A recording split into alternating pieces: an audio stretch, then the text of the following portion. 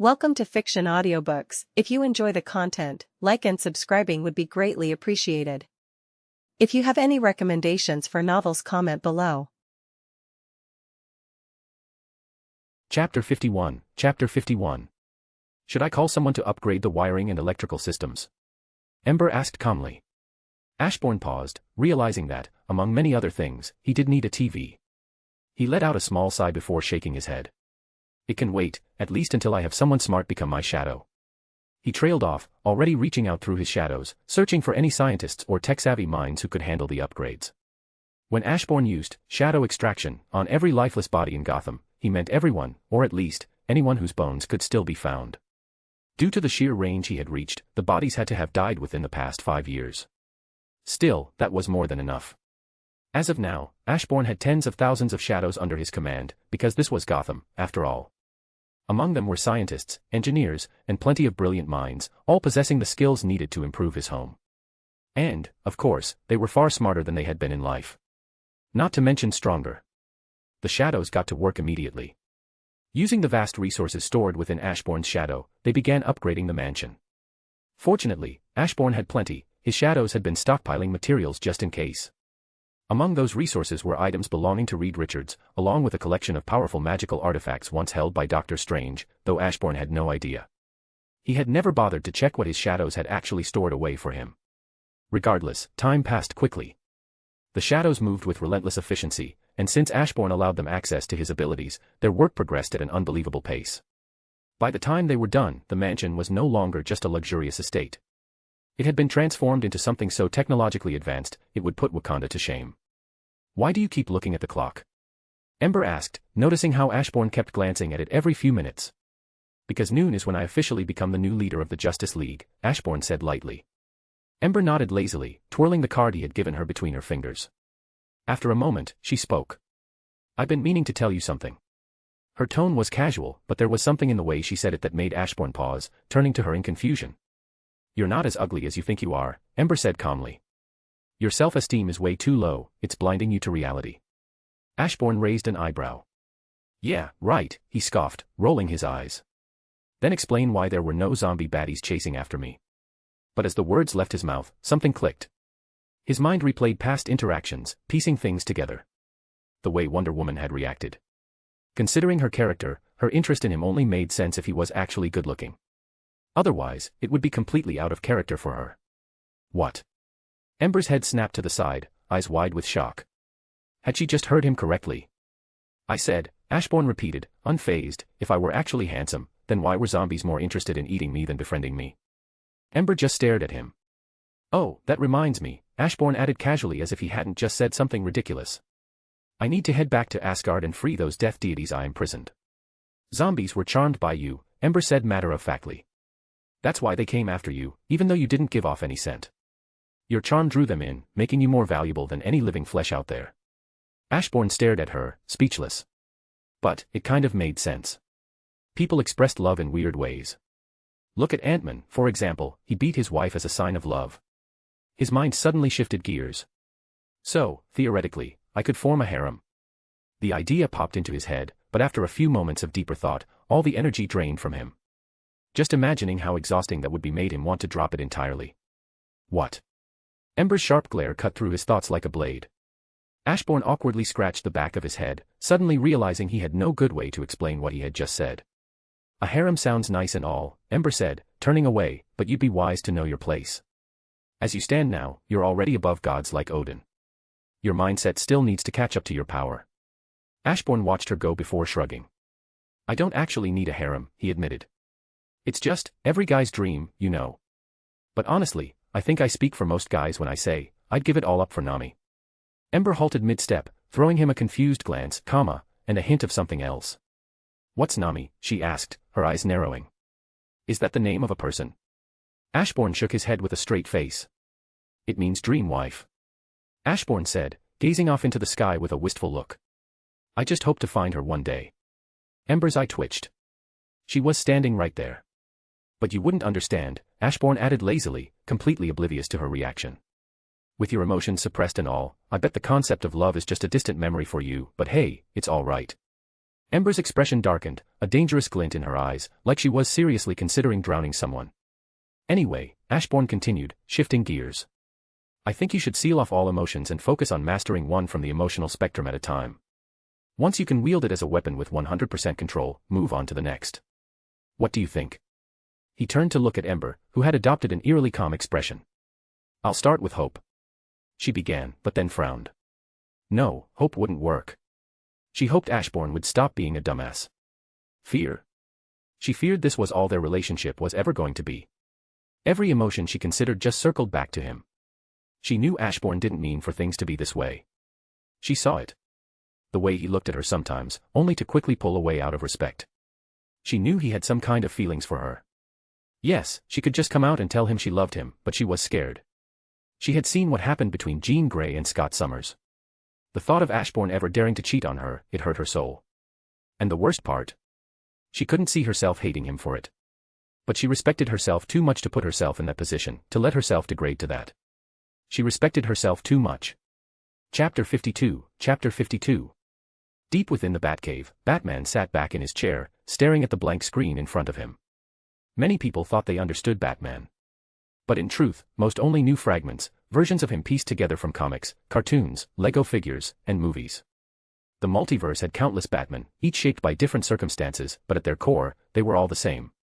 It all traced back to a single defining moment. The death of his parents. There was something else people often overlooked about Batman. He was human. And like any human, he carried trauma. The weight of his parents' deaths had never truly left him, because deep down, no matter how much time had passed, he still blamed himself. Fighting crime. Locking criminals behind bars. Most people didn't realize it, but that was his way of channeling his grief.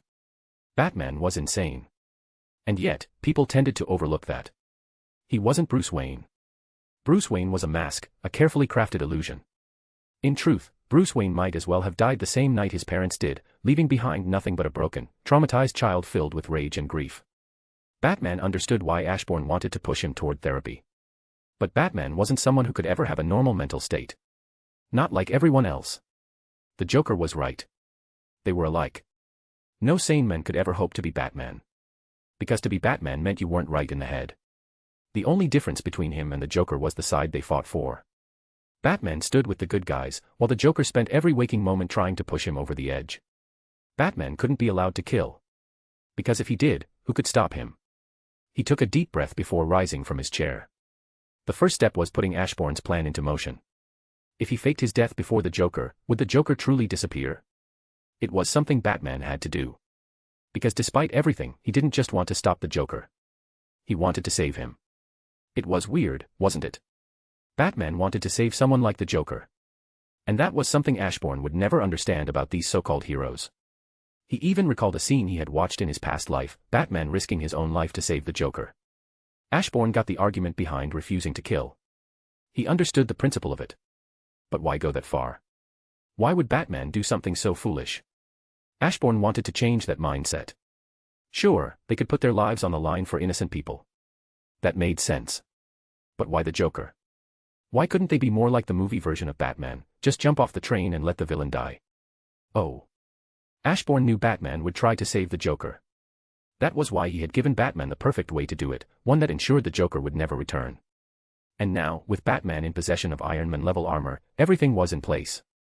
Batman wouldn't have to be Batman anymore. Instead, he would become the symbol others looked up to, someone stepping in to carry on Batman's legacy, rather than being trapped in it. Ashbourne's vision for Batman was simple. A Batman who wasn't the other side of the Joker. A Batman who wasn't just a hero fueled by trauma. But a Batman more like the one from The Brave and the Bold. Ashbourne didn't want the unrealistic Batman, the one who could somehow defeat Superman. That was stupid.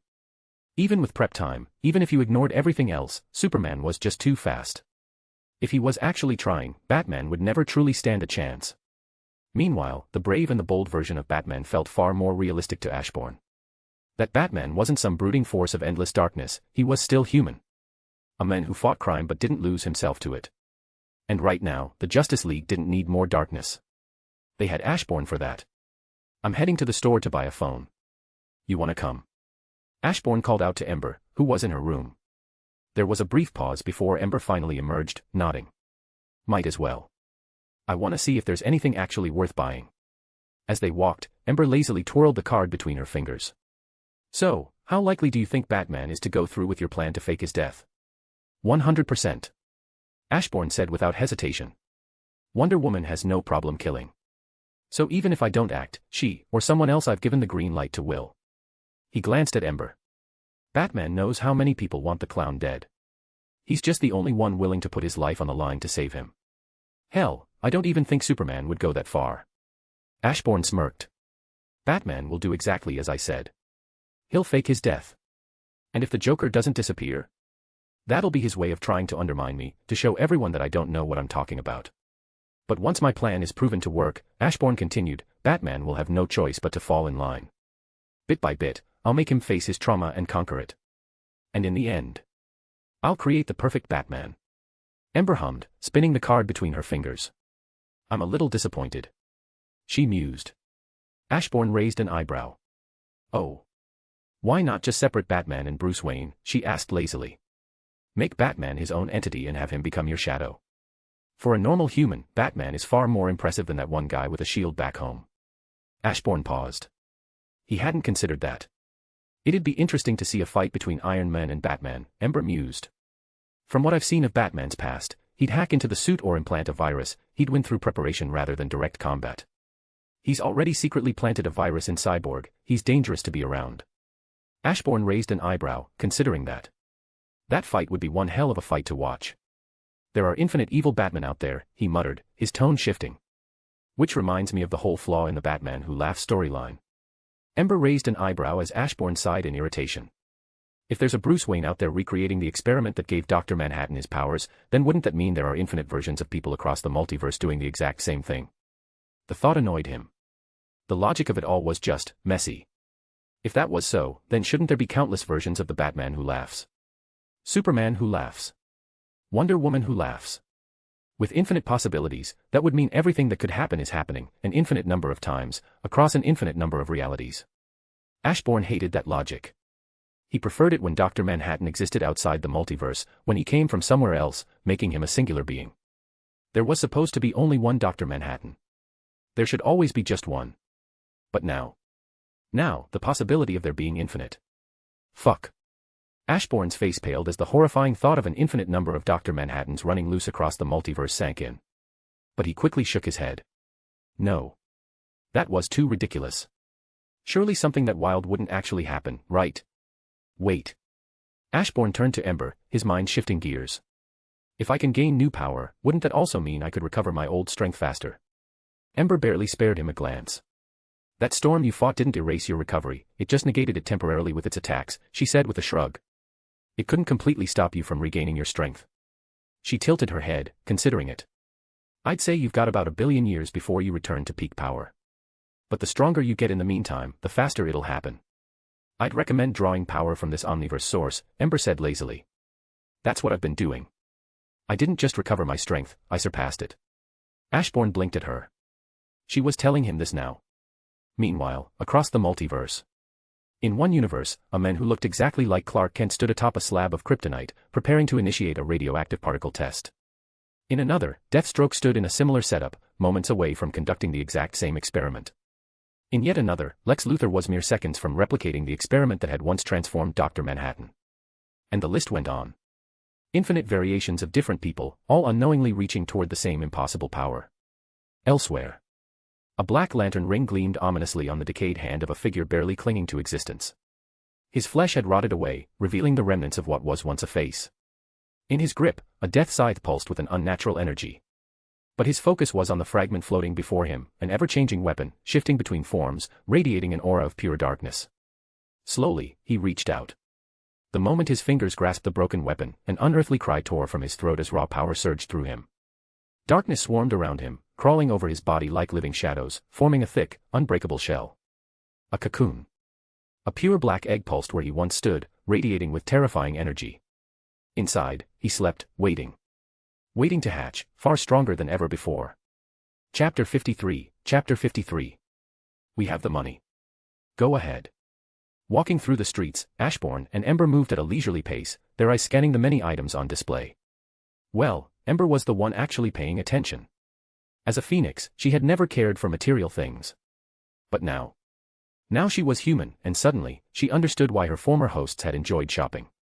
The thought of stepping inside, trying on different outfits, experimenting with lipsticks and accessories, it all drew her in. Even though she didn't need to buy any of it, she could easily create these things with a thought, and yet, the experience itself was strangely appealing. "So, your money is my money?" Ember asked, raising an eyebrow.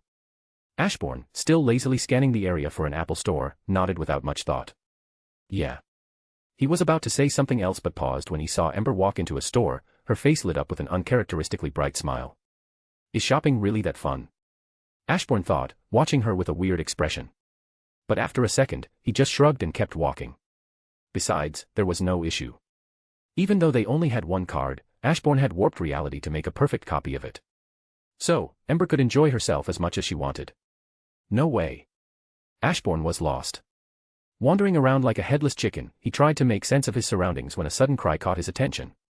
He turned, only to see a stunning black-haired woman striding toward him, her expression filled with shock and recognition. "Oh my God, it really is you," she exclaimed, her smile bright with amazement. "It's been so long since we last met.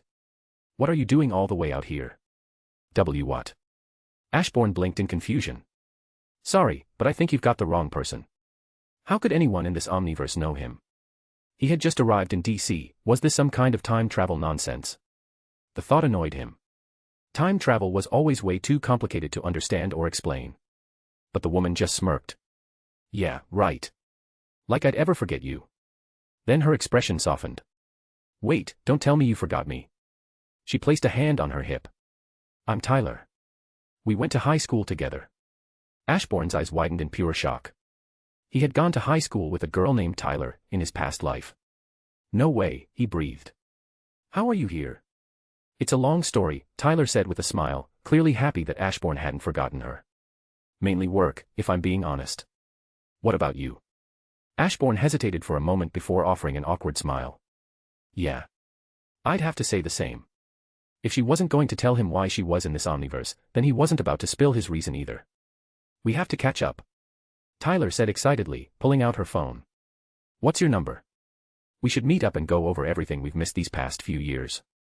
Ashbourne awkwardly rubbed the back of his head. Yeah, about that." He sighed. "I don't have a phone. I was actually just looking for a store to buy one." He glanced around. "Still new to the city, so, any tips?" Tyler blinked, momentarily stunned. Then, without warning, she burst into laughter. Before Ashbourne could react, she grabbed his hand. "Well, I know this city like I've lived here my whole life," Tyler said confidently. Then, with a playful smirk, she added, "But I gotta admit, if I'd known you were gonna turn out this handsome back then, I definitely would have married you."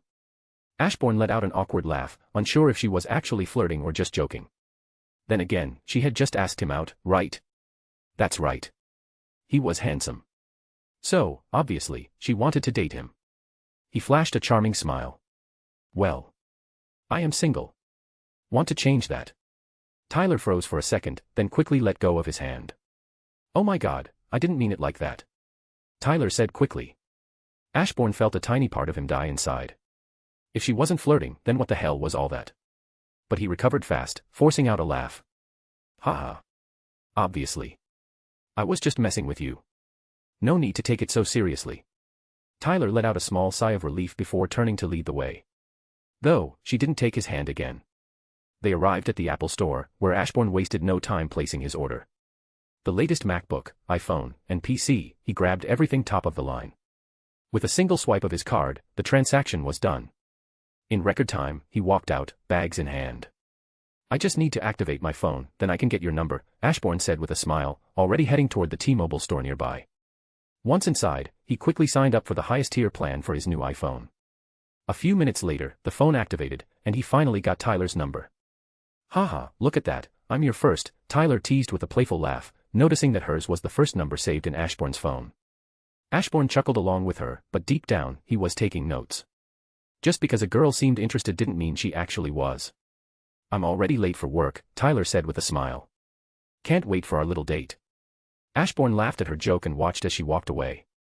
He let out a small sigh once she was gone. He had made a friend. And somehow, that made today feel a little more special. "Why are you so happy?"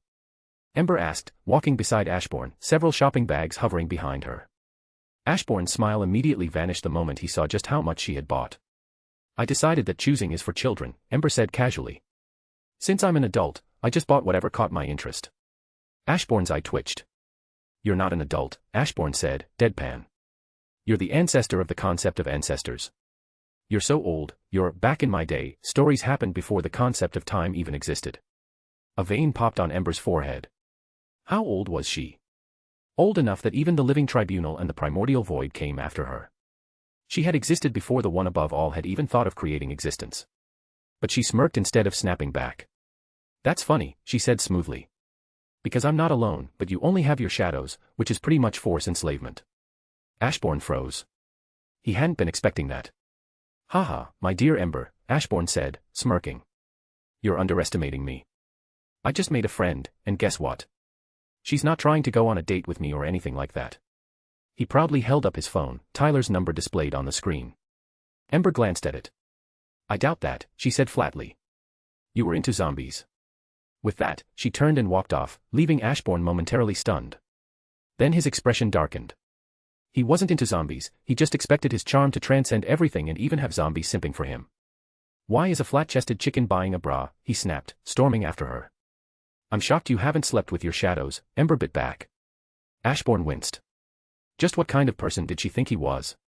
Oh, that's rich coming from the chicken who loses her mind over chocolate, he shot back. They glared at each other for a long moment, the tension thick, before Ember simply sneered and strode ahead, leaving Ashbourne fuming. You have an interesting search history, Ember said casually. Ashbourne immediately admitted defeat. His mouth snapped shut, and he stared straight ahead, locking his gaze on the mansion like it was the only thing that mattered. Then, Ember smirked. It was a cold and evil smile. What's a futa? She asked. Ashbourne froze. Cold sweat prickled at his forehead. When Ember had bonded with him, she'd gained access to parts of his mind, not everything, of course, or she would have already known what a Nami was. But she had seen enough. And judging by Ashbourne's reaction, she had just found her trump card. Ember's smirk vanished the instant she saw the phone in Ashbourne's hand. On the screen, a video played. A very specific video. Of her, completely losing her mind, screaming for chocolate like a rabid addict. Ashbourne's lips curled into a slow, satisfied smirk. Would be a shame if the multiverse, and beyond, got to see this back home. Silence. They stood there, locked in a tense standoff. Then, simultaneous action. Ember erased every trace of Ashbourne's search history, and more, leaving behind clear evidence that she had erased it from memory. Meanwhile, Ashbourne warped reality itself, ensuring that no recording, no data, not even a trace of that video existed anywhere. He even went as far as to erase that moment from reality itself. A mutual, unspoken agreement. Some things were never meant to be seen. Chapter 54, Chapter 54. Wow. I thought you guys were done improving the house. Ashbourne stepped into Phoenix Manor, only to stop dead in his tracks. He had expected luxury, after all, before he left, the place already made Wakanda look advanced. But now it made Wakanda look like a kid's sandbox project. Everything was sleeker, more efficient, more alive with power and design far beyond Earth's comprehension. Of course not. We have to keep improving, said one of the shadow scientists, adjusting his glasses with pride. Yes, another shadow scientist chimed in, pushing up his glasses with a smug grin. We may not be as smart as the doctor, but when we combine our minds, we create tech so advanced, people mistake it for magic. He paused mid-boast, his eyes landing on the bag in Ashbourne's hands. His expression shifted into disgust. What? Ashbourne asked, glancing down at the shopping bags. My lord, the scientist said seriously, you're a monarch. You should only equip yourself with things worthy of a monarch. Ashbourne shrugged. It's just a phone and a laptop. Chill. Clearly, Ashbourne didn't care. He glanced toward Ember, who had already wandered inside, completely ignoring the exchange, arms full of bags, clearly ready to try on everything she bought. Ashbourne was pulled back to the present as his shadows nearly jumped him, snatching the bags from his hands and rushing inside to begin dissecting and upgrading the contents. He let out a light sigh but didn't protest. He simply stepped into Phoenix Manor and waited. Moments later, the shadows returned, scientists at the front, heads bowed, visibly frustrated. My lord, one of them said solemnly, we dare say we are not yet worthy to craft devices that match your greatness. Another stepped forward. Please, fuse us. Let us evolve, to be more capable. Ashbourne stared at them, speechless. These were the same shadows who, individually, were smarter than Franklin Richards. To put it in perspective, imagine Franklin Richards, but with an advanced superpower or device that amplifies his already godlike intelligence. Now multiply that by thousands, all of them linked, working as one collective mind. And they were claiming they weren't good enough. Ashbourne honestly didn't know whether to be impressed or terrified. I don't really need some kind of superphone or anything, Ashbourne said with a casual wave of his hand. But his shadows were determined to please him. So, with a sigh, he gave in and fused them, if only to make them happy. Still, as he carried out the fusion, he couldn't help but feel the weight of his limitation. Only 5 shadows could be fused at once. If he could fuse more, if he could go beyond that cap, he could create the strongest life form his shadow army had ever seen. The thought made him sigh again. With nothing left to do, he closed his eyes and waited for midnight. And when it came, it brought more than just silence. A familiar chime echoed in his mind. Mission complete, I'm now your leader. Objective, convince the world's leaders, without using mind control, to make you the leader of the Justice League. Reward, Training Dimension, Shadow Fusing V3. Punishment, none. Training Dimension, a special shadow dimension where you control everything. You decide how fast or slow time moves. 1 second outside could feel like years inside. You can also create any item you imagine. In this space, you're like a god, your imagination is the only limit. Shadow Fusing V3, you can now fuse as many shadows as you want with no limit. However, for the best results, it's important to fuse shadows that have similar or compatible skills. If you mix shadows with skills that don't work well together, it could lead to unstable or negative effects. Well, that's just what I needed, Ashbourne thought with a smile. Just a moment ago, he had wished for the limitation on shadow fusing to be removed, now, it was.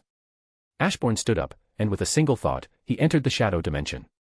He found himself in a world of complete darkness, endless, silent, and still. And yet, he glowed faintly. Somehow, he could see himself perfectly, his presence the only light in the void.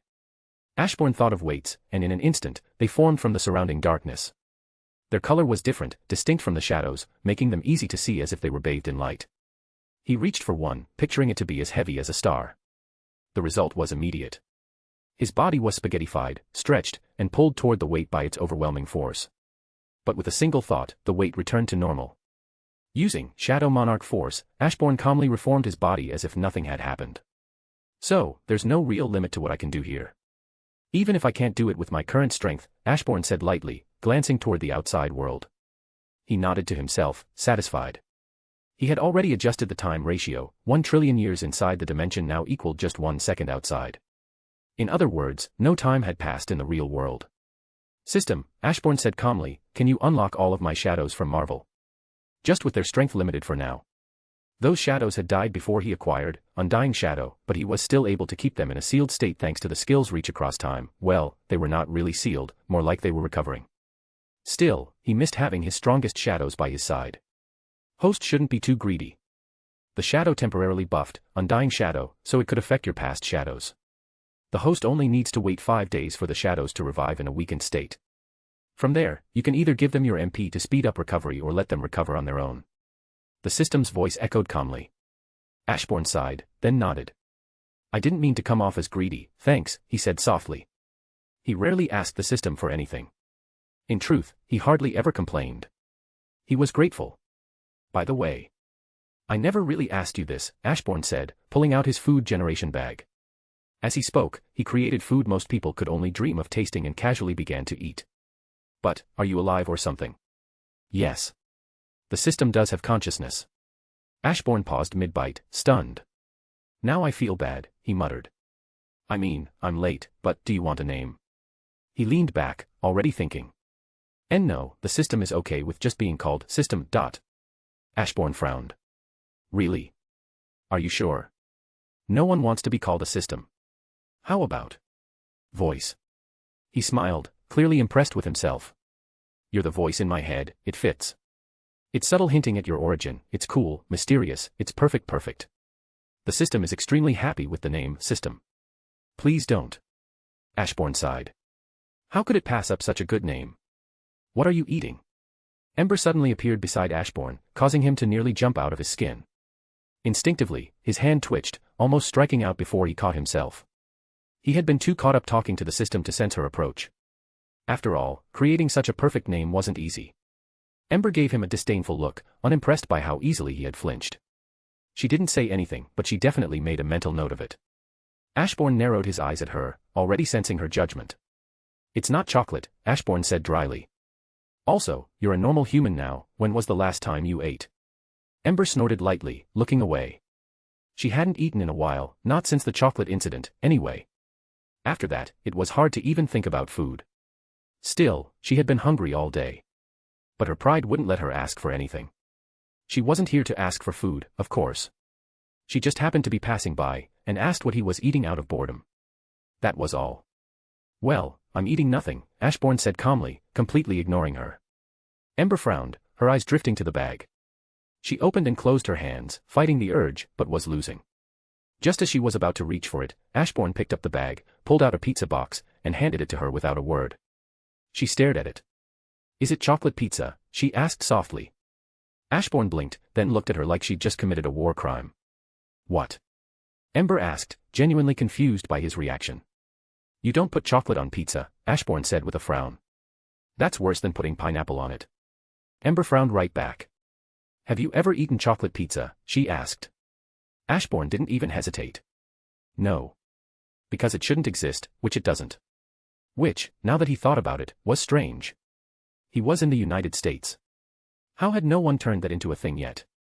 Then why are you judging something you've never tried? Ember asked flatly. Ashbourne opened his mouth. Then closed it. He had no comeback. Chapter 55 bonus chapter. You're not even using that bag to its full potential, Ember said, trying to sound calm and reasonable. You're wasting it. Just give it to me, I'll hold on to it. She kept her expression neutral, but the subtle tremble in her hands, reminding Ashbourne of an old addict, gave her away. Ashbourne raised an eyebrow. Yeah, no. If I handed that to you, you'd end up with one hell of a big back. Without another word, he tossed the bag into his shadow. Ember stared at him, unblinking. You know. I can make it so the food is healthy, Ember said, her voice a little strained as she slowly started to lose grip on her mental state. Ashbourne didn't even look at her. The silence was infuriating. Ember gritted her teeth, fists clenched. She tried to stay composed, tried. But in the end, she almost broke down. I need some chocolate, she said, voice trembling. Just this once. I won't ask for more. Her pride crumbled. Because what was pride, compared to chocolate? Oh. Would you also date me for it? Ashbourne asked mockingly. Ember suddenly came to a stop. She blinked, once, twice, then turned around and walked away without a word. And in that moment, a small part of Ashbourne died inside. Sure, it was a joke, but that reaction. That was too much. Before he could even process it, a voice spoke beside him. My lord, don't mind that stupid chicken, I will gladly date you, said a shadow ant humanoid, suddenly kneeling at Ashbourne's side with bright, hopeful eyes. He wasn't alone. A whole swarm of ant people gathered around, staring at Ashbourne, patiently waiting for him to choose. Oh, that won't be necessary, Ashbourne said, waving them off. Instead, I want to give you all a mission. The ants instantly stood at attention, posture sharp and ready. These weren't ordinary ants anymore. Once normal insects, they had bathed in his energy and evolved far beyond their old forms, those very same old forms that could already catch Ember's attacks. Spread out across the world, Ashbourne commanded. I want 1 billion ants brought to me. Dead ants are preferred, but live ones will do. Just make sure no ant colonies are slaughtered. Once you gather them, revive them as shadows. His voice was calm but absolute. I will fuse every last one to create the Ant King. I'll call him Maruam. Every ant's eyes lit up with joy. But for this to work, Ashbourne continued calmly, I want each of you to bring me 100 ants alive. I'll bless those ants with power, something that will evolve into the Ant King's strongest ability. Consider it a foundation. He paused for a moment, then added, also. I want to experiment with an ant queen. Locate all the lifeless bodies of ant queens around the world, and bring them to me. I'll revive them as shadows too. Ashbourne could warp reality and grant unique powers with ease. And when it came to ants, altering their reality was laughably simple. Giving 100 ants power? That was nothing to him. Understood. You heard him, we're all going to evolve into the Ant King Maruam, one of the ants shouted. The rest roared in joy, their excitement echoing across the manor.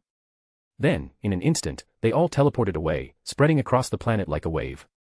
It took only seconds. Ashbourne felt it, over 1 billion ants being brought back as shadows. Each one passed through Shadow Preservation V3, emerging stronger than they had ever been in life. They should have been massive, but they compressed their forms, shrinking down.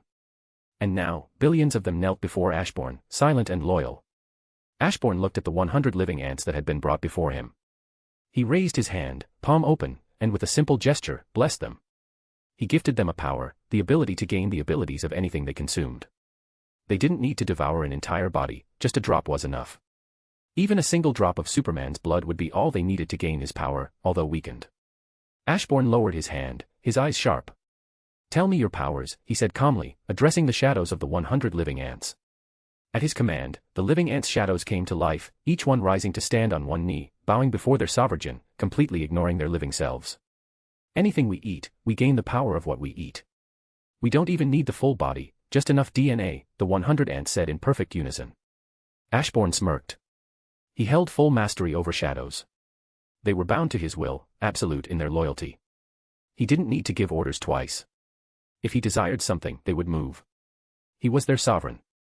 The very idea of defying his will was unthinkable. "Then die, and arise," Ashbourne commanded. The moment the words left his mouth, the ants' shadows exploded outward, swallowing their living bodies whole. In the next breath, all 100 ants were reborn, now shadow soldiers, kneeling before their sovereign. They entered Shadow Preservation V3, disappearing for only a second, and when they returned, they were no longer the same. They were far stronger, more capable, and even their abilities had evolved. After grasping the power of death of the endless, Ashbourne's Shadow Monarch force had grown even stronger. When shadows bathed in that force, especially within Shadow Preservation V3, they evolved instantly. Time meant nothing inside. The moment they entered, they changed. Ashbourne looked at the 100 enhanced shadow ants before him. "Fuse," he said calmly. The shadows obeyed without hesitation. The 100 ants merged into one, no energy release, no wild surges. Ashbourne had mastered his abilities. There would be no ripple across the world, no flashy spectacle. Everything was controlled, concentrated, and precise, focused entirely on the fusion. Name, Shadow Ants 100. Race, Super Shadow Ants. Titles, none. Combat capability, Universal Plus, Mid-Omniversal with Piercing Attack. Class and skills. Job class, Uprising Ant King. Skills, none. Job class skills, Consumptive Replication. I can even see their stat screen, not bad, Ashbourne thought with a smile. The fused ant was truly strong. Sadly, it only reached Universal Plus, which wasn't enough to destroy a universe in the DC world, where universes held infinite dimensions. Still, it was a promising start. After this fusion, Ashbourne said, smiling, "You shall all be reformed as Maruam, the Ant King. After that, I'll begin work on creating your Ant Queen." At his words, the ants began to tremble, unable to contain their restlessness. "Fuse," Ashbourne said. At his command, the bodies of the 100 ants liquefied, flowing toward one another like molten metal. They merged, reshaped, and solidified, forming a towering, super ant that dropped to one knee before Ashbourne. Its body was covered in a hardened shell, fused with the legendary Shadow Monarch ore.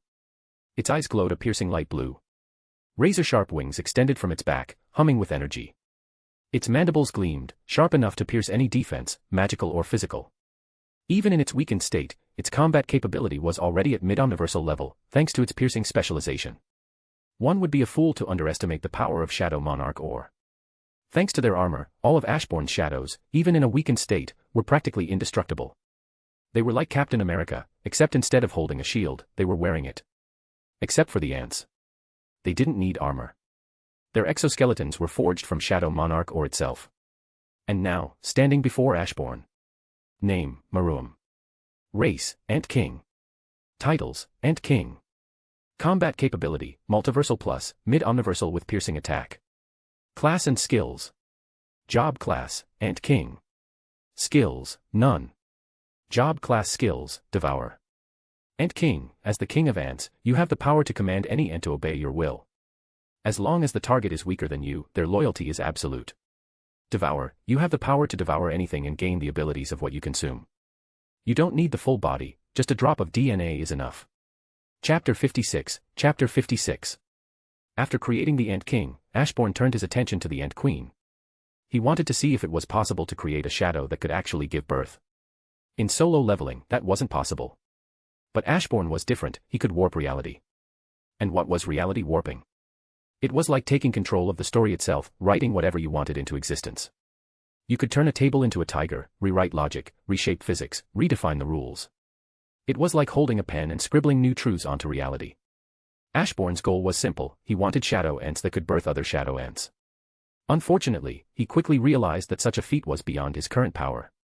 If he could grasp more of the death of the endless, his Shadow Monarch force would grow stronger, and maybe then, it would be possible. For now, he set the idea aside. Leaving Maroon to enter the training dimension for further growth, Ashbourne headed to the Watchtower, where the Justice League was already waiting. "You're late," Batman said with narrowed eyes. Ashbourne simply nodded. "I got distracted with a new dimension I created," Ashbourne said calmly. "A place where you can train for 1,000,000,000 years, and only 1 second passes in the outside world." The room went quiet, everyone visibly shocked.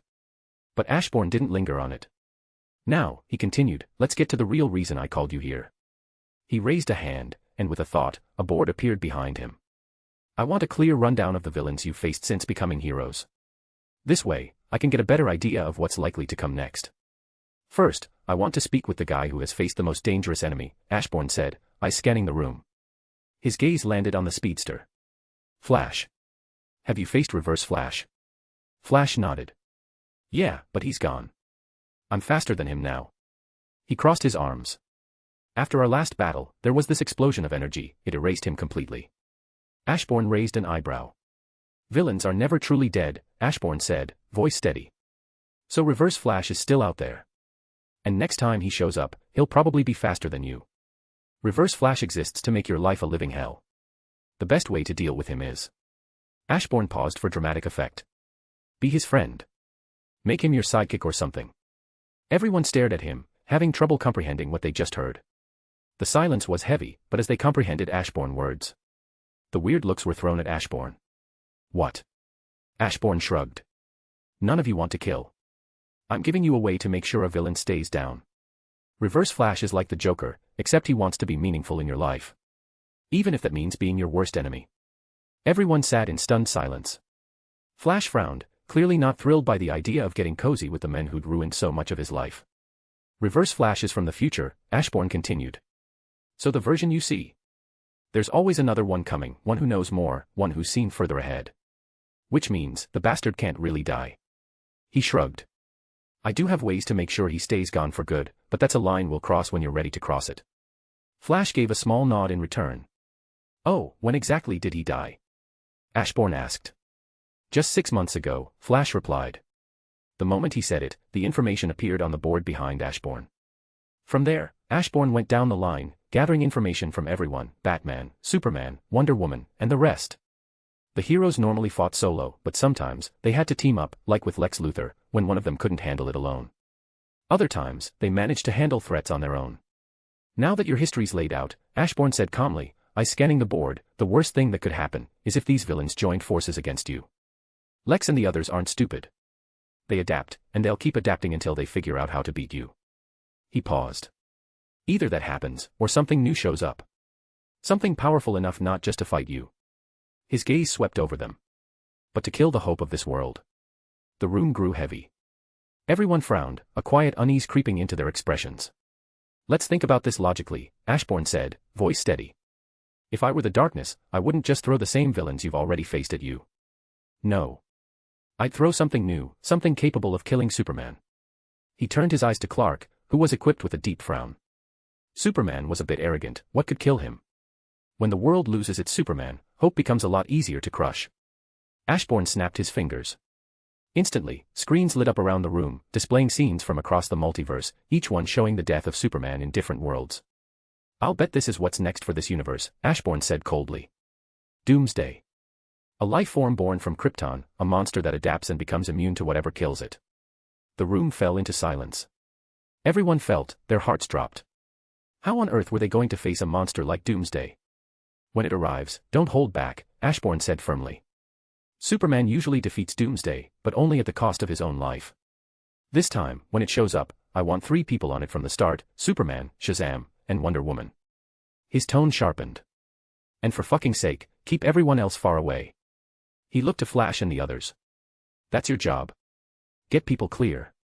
Civilians, support, backup, move them. Fast.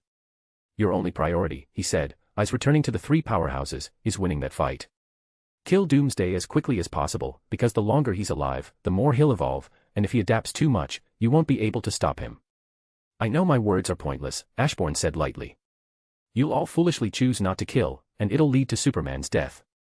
He shrugged. But that's my warning. The room fell silent. Every hero frowned, because Ashbourne was right. Even after everything he'd just said, they still weren't going to listen. They were confident in their own strength. They just needed to be extra careful. How could they lose if they were on high alert? Chapter 57. Chapter 57.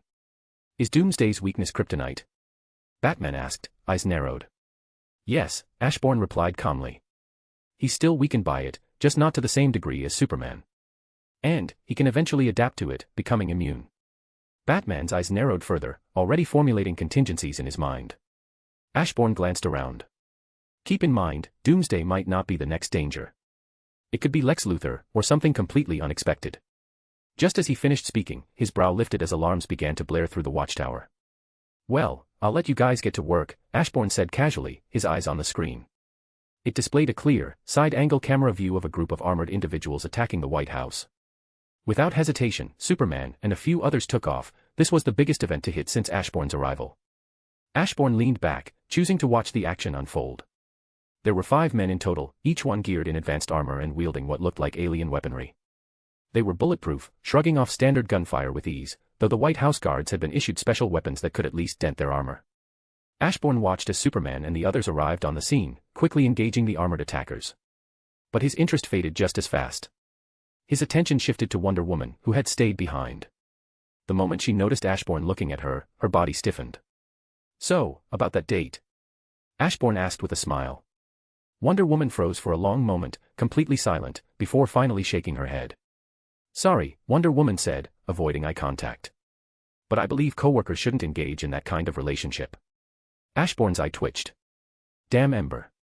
She'd clearly lied about his charm, and worse, she'd given him false hope. Wonder Woman, sensing the tension, quickly shifted the topic. About Superman's death, she said, voice quieter now. You spoke about it like, you don't plan to step in and help. Ashbourne seized the chance to change the subject. Yes, Ashbourne said lightly. I'd prefer to avoid drawing the darkness's attention when I can. So I'll only step in when the benefits outweigh the risk. Even if Superman dies? Wonder Woman asked, her brow furrowed deeply. Ashbourne paused, thinking it over. It would depend on how things played out, Ashbourne said with a sigh. I'd rather you all see it for yourselves. Wonder Woman looked away, clearly disappointed. It was only natural to assume that if Superman wasn't guaranteed to be saved, she wouldn't be either. It's the main reason she just rejected Ashbourne. It came from not knowing Ashbourne well enough yet. At the end of the day, they could very well be enemies tomorrow. His willingness to let his allies die was something she couldn't accept, but a part of her was willing to wait and see what Ashbourne was talking about. She didn't care much about the fact that Ashbourne was killed. Sometimes, she too had the urge to kill, but she held herself back. She was a warrior, after all, she'd fought in World War II and had taken many lives. But in modern times, she refrained, not because she couldn't, but because she believed in Superman's words. Superman was the best of them, and every member of the League believed in him fully. It didn't take long for the Justice League to return, though a few members split off to visit Cyborg's father, hoping he could analyze the attacker's armor. That armor, it looked like something straight out of Apocalypse. Batman brought back a damaged piece and handed it to Ashbourne, curious if he knew anything about it. Of course, Ashbourne didn't. He wasn't some all-knowing god. His cosmic awareness pointed him toward Apocalypse, but it didn't explain how humans had gotten their hands on that kind of tech. Still, Ashbourne had a feeling this wasn't Darkseid's doing. If he had to guess, it smelled more like Lex Luthor. Just how easy is it for Luthor to get his hands on stuff like this? Ashbourne asked, eyeing the piece of armor as he turned to Batman. Batman's expression tightened. On the day you arrived on Earth, there was a robbery in Jump City. 5 individuals broke into a bank, he said with a frown. Ashbourne blinked. A bank? Who the hell stores alien tech in a bank? It wasn't the armor that was stored there, Batman said while turning to leave. On the night Darkseid invaded, a fragment of a mother box landed at that location. The owner of the bank not only kept it but actually fought the government in court to make sure it stayed in his possession. And guess who backed him? Wonder Woman narrowed her eyes. Luthor. Batman nodded. With someone like Luthor backing you, there's very little you can't do. He turned to leave, his cape shifting behind him. He didn't need to say more. Luthor hadn't supported that bank owner out of goodwill, he did it to steal the mother box fragment. Now Luther had it. And he was starting to make his move. As for what his endgame was, not even Batman knew. When someone like Luther makes a move, it's never random, Ashbourne thought, rubbing his chin. Either he sold that armor to those cannon fodder, or he did it knowing the Justice League would get involved. Was it just a test? He shrugged. He'd done his part for the day, and hopefully, he'd get some action in the following days. It was weird that a whole day happened without any end-of-the-world event playing out. Far away, in the void of space, what looked like an asteroid was hurtling toward Earth at an impossible speed. My lord, you finally returned. The fused shadow of Ashbourne's brightest minds, now known as Bright Mind, rushed forward, practically vibrating with excitement. In his hands, he held up a phone like it was the Holy Grail. It looked exactly like Ashbourne's old one. Ashbourne raised an eyebrow. Thanks, Bright Mind, he said, taking the phone with a calm nod. Behind Bright Mind stood dozens of other shadows, former citizens of Gotham, all reborn under Ashbourne's command. They had once been ordinary people, but now their minds had been sharpened to godly levels. They stood proudly behind their leader, eyes gleaming with satisfaction, like students showing off a science project to their favorite teacher. Bright Mind, meanwhile, was bouncing in place, unable to contain himself. My lord, you haven't even begun to see the greatness of this device, he beamed, eyes wide with anticipation. Ashbourne smiled faintly, sensing the excitement. He could easily tell that Bright Mind wanted to tell him everything, so with a nod, he gave permission to speak. Chapter 58, extra chapter because I have nothing to do. In creating this, we had only one goal, Bright Mind began, his voice trembling with excitement. To ensure that what you held in your hand was the best, across all levels of existence. So, we did 3 things, he said, raising one finger. Step 1, we scoured the entire universe to identify every peak form of technology. Ashbourne raised an eyebrow, skeptical. He had only handed them his old phone a few hours ago. To accomplish this, we, briefly hacked into Cyborg to reverse engineer his tech, Bright Mind admitted with a sheepish smile. Then we infiltrated every highly advanced civilization across the stars, downloaded their collective knowledge, and improved upon it. Bright Mind raised a second finger. Step 2, we expanded our reach into the multiverse. It took us a few minutes, but we successfully gathered and analyzed all relevant multiversal technologies, then filtered and integrated the best of it. He raised a third finger, grinning ear to ear now. Step 3, we made sure that no higher dimensional beings out there had tech more advanced than yours. We looked into the 4th dimension, and shockingly, we already had tech above theirs. So, we moved on to the 5th dimension. There, we found that the dimension seemed to embody imagination itself. They had so much reality-warping tech that it was shocking, Bright Mind said happily, all while Ashbourne looked at him with a stunned, speechless expression. Bright Mind went on to explain how he had to enter the training dimension for the next step since he didn't want to make Ashbourne wait. There, he absorbed all forms of knowledge, going as far as touching the source of the DC multiverse. To him, it was easy, after all, the Mother Box had already done something similar. The difference was that the Mother Box had limited use of that connection. Meanwhile, Bright Mind managed to create tech that could rival the capabilities of those who drew power directly from the source. By the way, the source is an aspect of the creator of the DC multiverse. So what Bright Mind gave Ashbourne wasn't just a powerful phone, it was a phone capable of doing just about anything Ashbourne wanted it to do. Ashbourne's mouth was wide open. This phone drew upon the same power as someone like Dr. Manhattan. With this phone, he honestly had nothing to fear. This was the problem with smart people, give them time, and they'd do crazy stuff like this.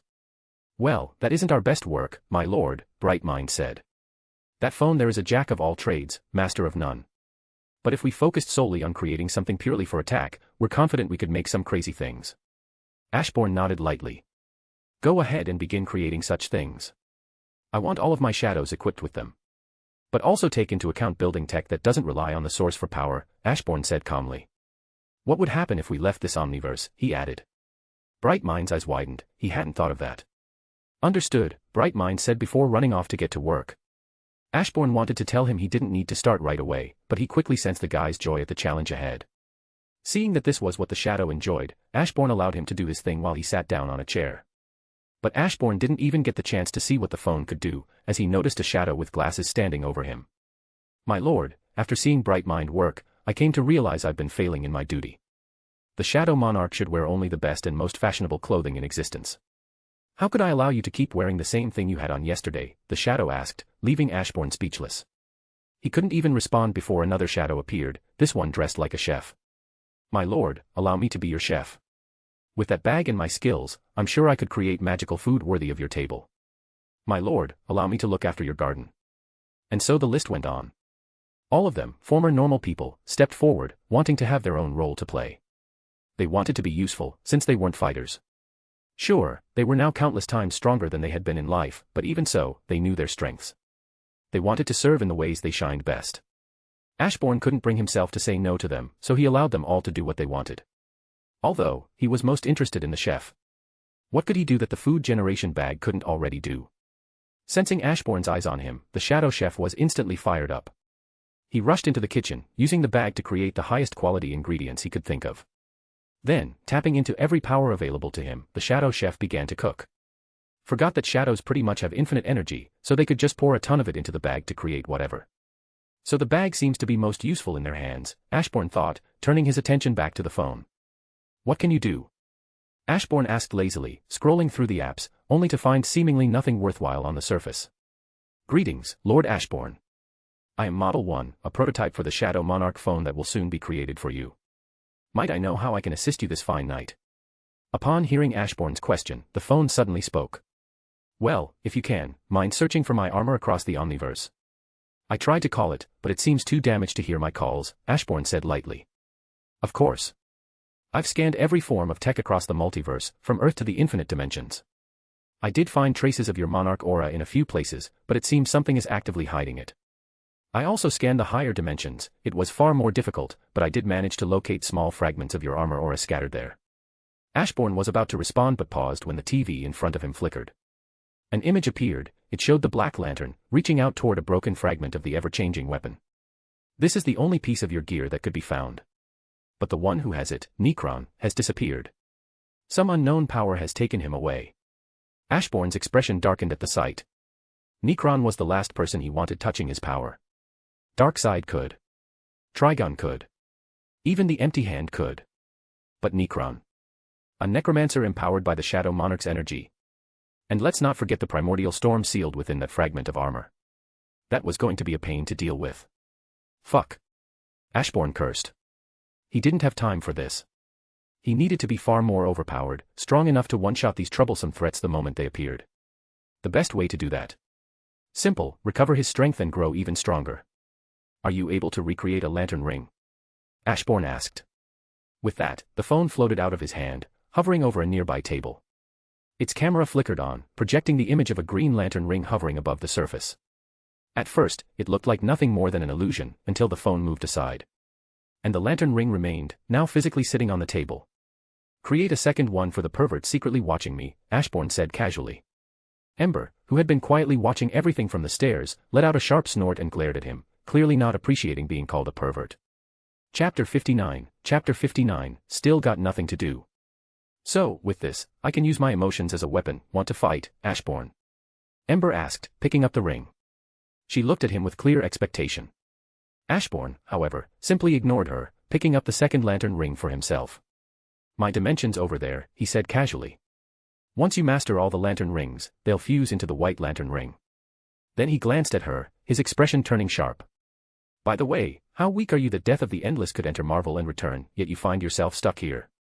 Ashbourne looked at her with disdain, and Ember's face darkened. Zombie lover, do you want to test my new ring's power? Ember asked, her body now glowing with a faint green light. Oh. Is it going to take us home? Ashbourne replied mockingly. Embodiment of creation and destruction, my ass, more like the embodiment of chickens. You. Ember's face turned red with rage. If this were a cultivation novel, she would have already coughed up blood on the spot.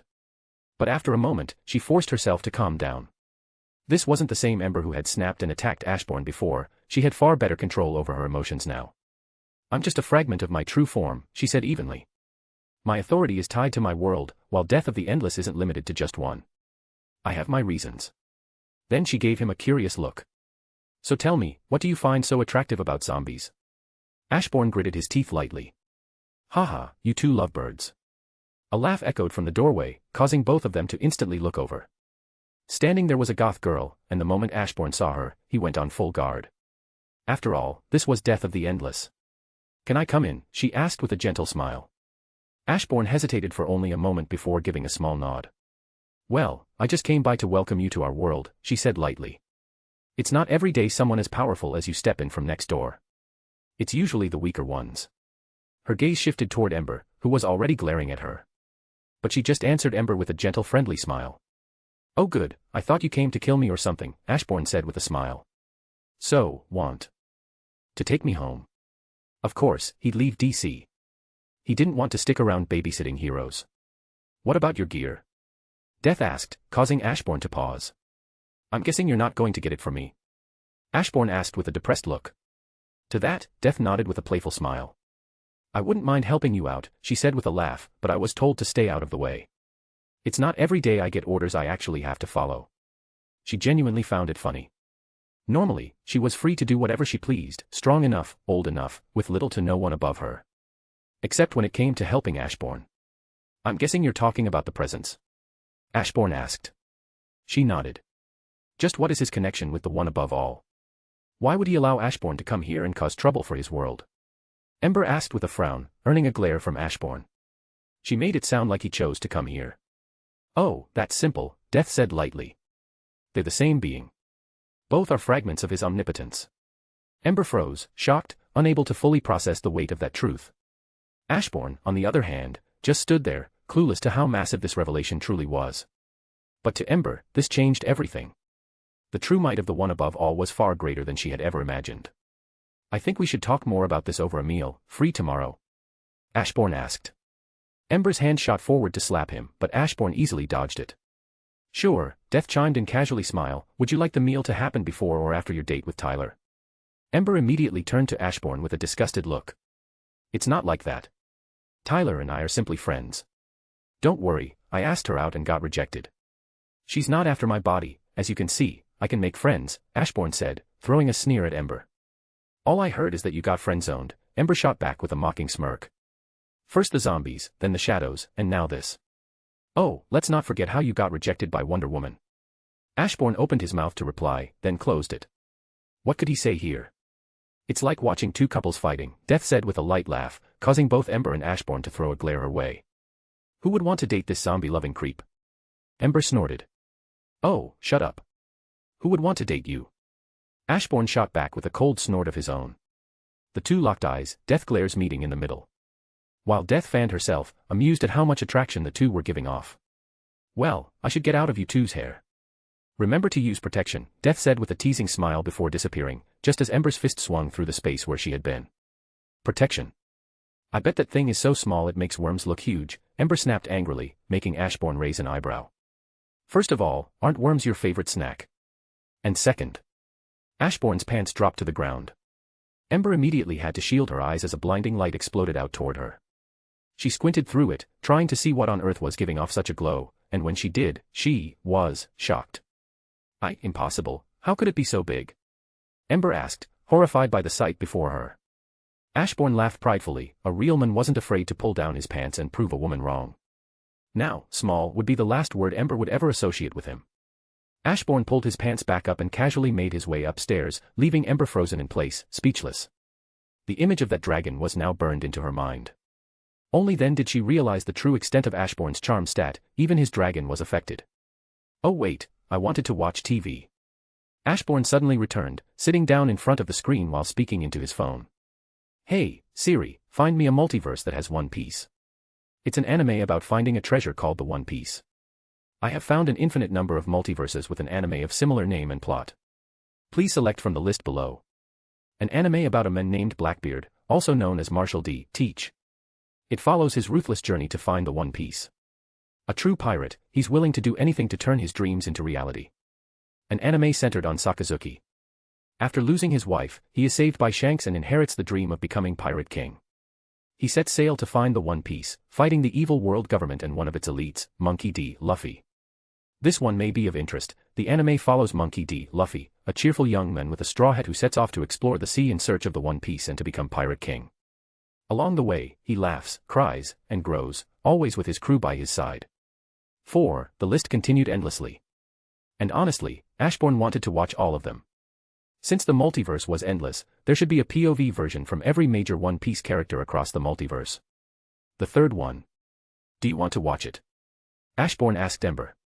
This is my favorite anime, and art isn't meant to be kept to oneself, it's meant to be shared. Ember glared at him, the image of that dragon still burned into her mind. But after a moment, she nodded, sitting far away from him as the episode started. That distance didn't last.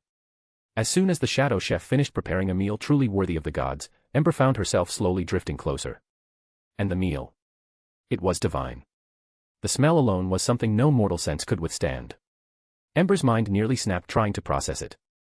Her mortal body couldn't handle it, she was forced to destroy it, returning to her phoenix form just to survive the experience. Even then, the food was so high level, so transcendent, that a living embodiment like her could enjoy it.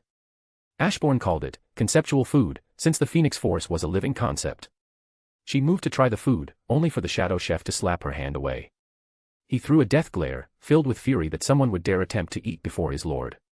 Take on a more human-like form. I will not tolerate such low table manners in the presence of the Lord, the chef barked, his voice sharp with authority. The phoenix force almost exploded with rage. Since when did she, the embodiment of rebirth and destruction, need manners? But despite the heat burning behind her eyes, she still shifted into a humanoid form and took a seat at the table, albeit with visible annoyance. Before her was a feast, a mountain of food so vast it filled the entire table, dishes of every flavor, color, and aroma imaginable. Enjoy, my lord. I have pushed the bag to its absolute limit, the chef said proudly. This meal was made using only the finest resources the bag could produce, and I've used every ounce of my skill to bring out their maximum potential. Ashbourne gave him a thankful nod, to which the chef bowed deeply before happily returning to the kitchen to clean up. I feel a little rude, should I have invited Death to stay? Ashbourne muttered, glancing at the food in front of him. But the moment he blinked, Death was suddenly sitting right next to him. Well, since you offered, Death said with a smile. Ashbourne gave her a blank stare in return. To that, Death responded with an awkward shrug. Food this good doesn't exist here. It's worth me being a little shameless. Besides, you called this anime art, and so did that phone of yours. I want to see it for myself. Ashbourne let out a sigh. It would be a sin to deny someone the chance to watch One Piece. And Ashbourne had no intention of being a sinner. There were lines even he wouldn't cross, and forbidding someone from watching One Piece. That was pure evil. Ashbourne had watched a lot of art back in his day, anime truly stood out. Chapter 60, extra long chapter. A/N, slice of life isn't my strong side, combat and action field stories are where my skills lie. So, I wanted to ask a question. How were the past few questions? In the next chapter, we will return to action, the Justice League vs. Doomsday, and from there, I will try to make sure not every chapter is all about battle. Also, I want to know your thoughts on Tyler after this chapter. Thanks for the support. So, that's the Nami you were talking about. Is there some zombie devil fruit she's going to eat or something? The Phoenix Force asked, her tone laced with sarcasm. A vein popped on Ashbourne's forehead. When was she going to let the whole zombie thing go? Everything had been going perfectly, god-tier food, his favorite anime, and the ideal vibe. That is, until the Phoenix Force realized who Nami was. He ignored her, choosing instead to focus on the anime, or at least half focus. Sure, the animation was leagues better than what he remembered from his past life, and the visuals were almost divine now, but Ashbourne already knew the story. This was a rewatch for him. So, with his attention split, he turned to his phone, determined to explore exactly what this new creation was truly capable of. Morning came.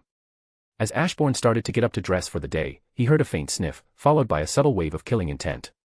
He looked up. Only to see Death quietly wiping a tear from her eye. He turned toward the Phoenix Force. She was doing the same. Confused, Ashbourne glanced at the TV. On screen, Nami was in tears, stabbing the tattoo on her arm over and over again. It was that scene. The one every One Piece fan knew. An emotional moment made even more powerful after the heartbreaking backstory they had just finished watching. Ashbourne blinked. He had wondered why they'd gotten so quiet. But now it was clear, they were hooked. I have to go, I've got a date, Ashbourne said as he paused the anime, right as the main character stepped in to stop Nami from hurting herself. Two glares immediately locked onto him. One from the Phoenix Force, sharp and cold. The other from Death, softer, but still unnerving. You can leave. We'll stay here and keep watching, the Phoenix Force said coolly, not even looking at him. Meanwhile, Death stared off into space, a thoughtful expression on her face. She'd taken on mortal form before, many times, for many reasons. But this might be the most human she'd ever made herself. All for the sake of watching anime. Was this a good idea? A part of her wanted to leave this omniverse entirely and start searching for the world of One Piece. After seeing Nami's mother, after witnessing how Nami grew up, something inside her stirred. The flood of emotion had overwhelmed her, and now she needed an outlet, some way to vent the feelings pressing against her chest. When mortals watch something emotional, something that moves them so deeply it makes them want to leap into the screen, they have no choice but to turn their rage towards the storyteller. But Death of the Endless. She could just step outside and find that world. And that made her wonder, was it wise to let herself indulge in stories like this? To let her humanity run so deep that fiction could make her feel this much? Should she pull back? Lessen her humanity a little? But if she did, she wouldn't be able to enjoy it. No. Control those emotions first, Ashbourne said calmly, seeing the tension in the room. Death is giving off a deadly aura, and you might do something stupid. You two were never truly human, so it might do you some good to master the art of self-control. With that, he casually formed a toothbrush from the shadows and began walking toward the door. But someone stepped into his path. My lord, the shadow said sternly, eyes filled with displeasure, you weren't actually planning to step outside wearing the same clothes you've had on for the past few days, were you? Don't worry, it's still clean, Ashbourne said, waving his hand dismissively, seeing nothing wrong with it. But the shadow's expression only darkened. He was clearly displeased, disappointed that his master might actually be the kind of person who'd wear the same clothes for weeks. Without another word, Ashbourne was dragged away, leaving the Phoenix Force and Death sitting in thoughtful silence. After a while, Death of the Endless stood up. Take care, she said softly to the Phoenix Force before teleporting away. She had things to confirm. There was already a theory forming in her mind that Ashbourne was going to do something significant. But now, she was certain. And whatever it was, it would drag her into it. Whether that was a good thing or not, she didn't know. Isn't it a bit too dark? Ashbourne asked, eyeing the black suit he was now dressed in. It was darker than any normal suit, so dark it seemed to absorb light. It hugged his frame perfectly, making him look larger, stronger, and, thankfully, drawing attention away from what he still believed was his ugly face. My lord, trust me, this is perfect, said the shadow stylist, who Ashbourne had begrudgingly come to call Fashion. Fashion's eyes glowed with pride, like a little girl who had just dressed her favorite doll in the prettiest gown imaginable. Ashbourne sighed and let it go. There was no point in arguing. He made his way to the restaurant where he and Tyler had planned to meet. They had been texting back and forth, setting a time and place while watching One Piece. But what caught him off guard was that Tyler was already there, waiting for him. Awkwardly, Ashbourne made his way to the table and sat down across from Tyler, who was already watching him with a stunned look. She wasn't the only one. The entire restaurant seemed to pause, eyes drifting toward him, conversations quieting, as if his presence had pulled gravity toward their table. Sorry, Ashbourne said with a small, sheepish smile. I was forced to overdress. Then he glanced at her, his gaze softening. You look amazing, by the way. I never knew a red dress could look that good on someone. Tyler let out a soft laugh and waved him off playfully. Well, I never knew black could suit someone so well, until now, Tyler said with a warm smile. She glanced around the restaurant, noting how many people were struggling not to stare. Ashbourne's suit felt like a black hole, quietly pulling attention toward him, elegant, overwhelming, impossible to ignore. But the suit wasn't the real problem. It was his face, otherworldly, almost heavenly.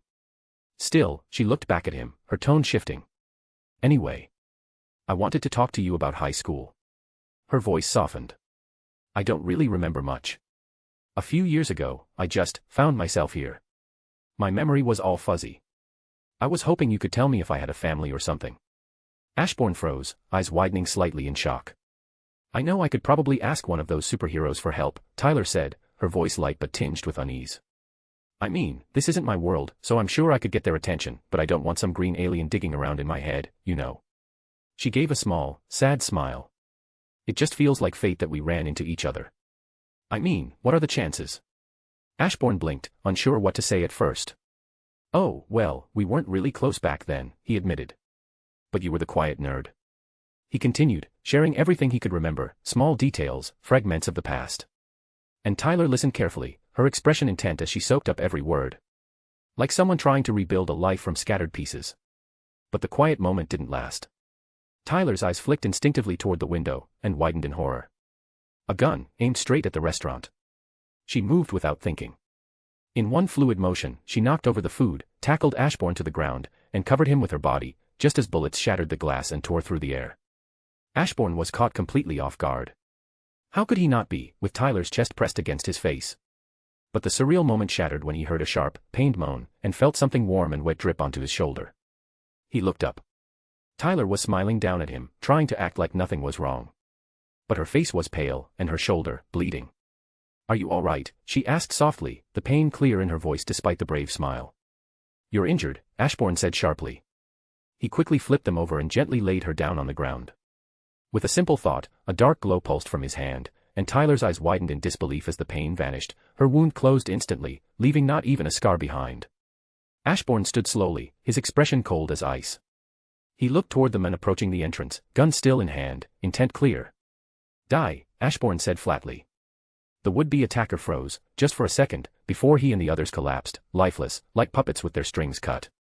Arise, a wave of darkness swept out.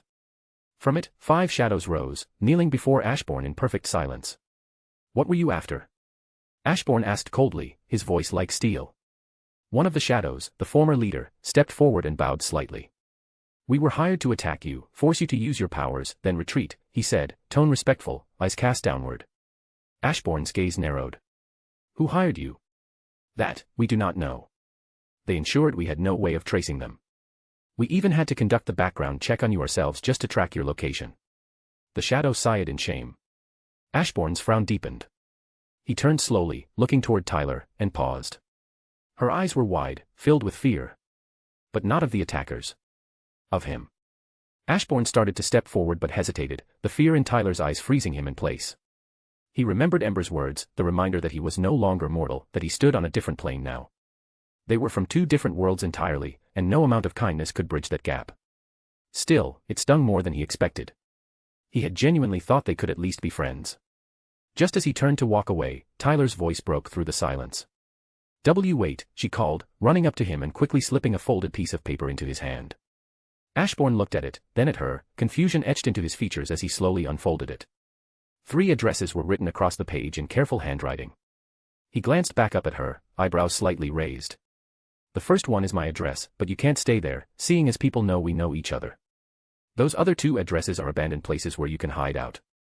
I'll stop by to bring you food and other stuff. Now, hurry and run before the police come, or worse, the Justice League," Tyler said in a low, soft voice.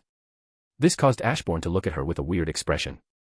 A second ago, she was frozen in fear, and now she was helping him. "Don't worry about this.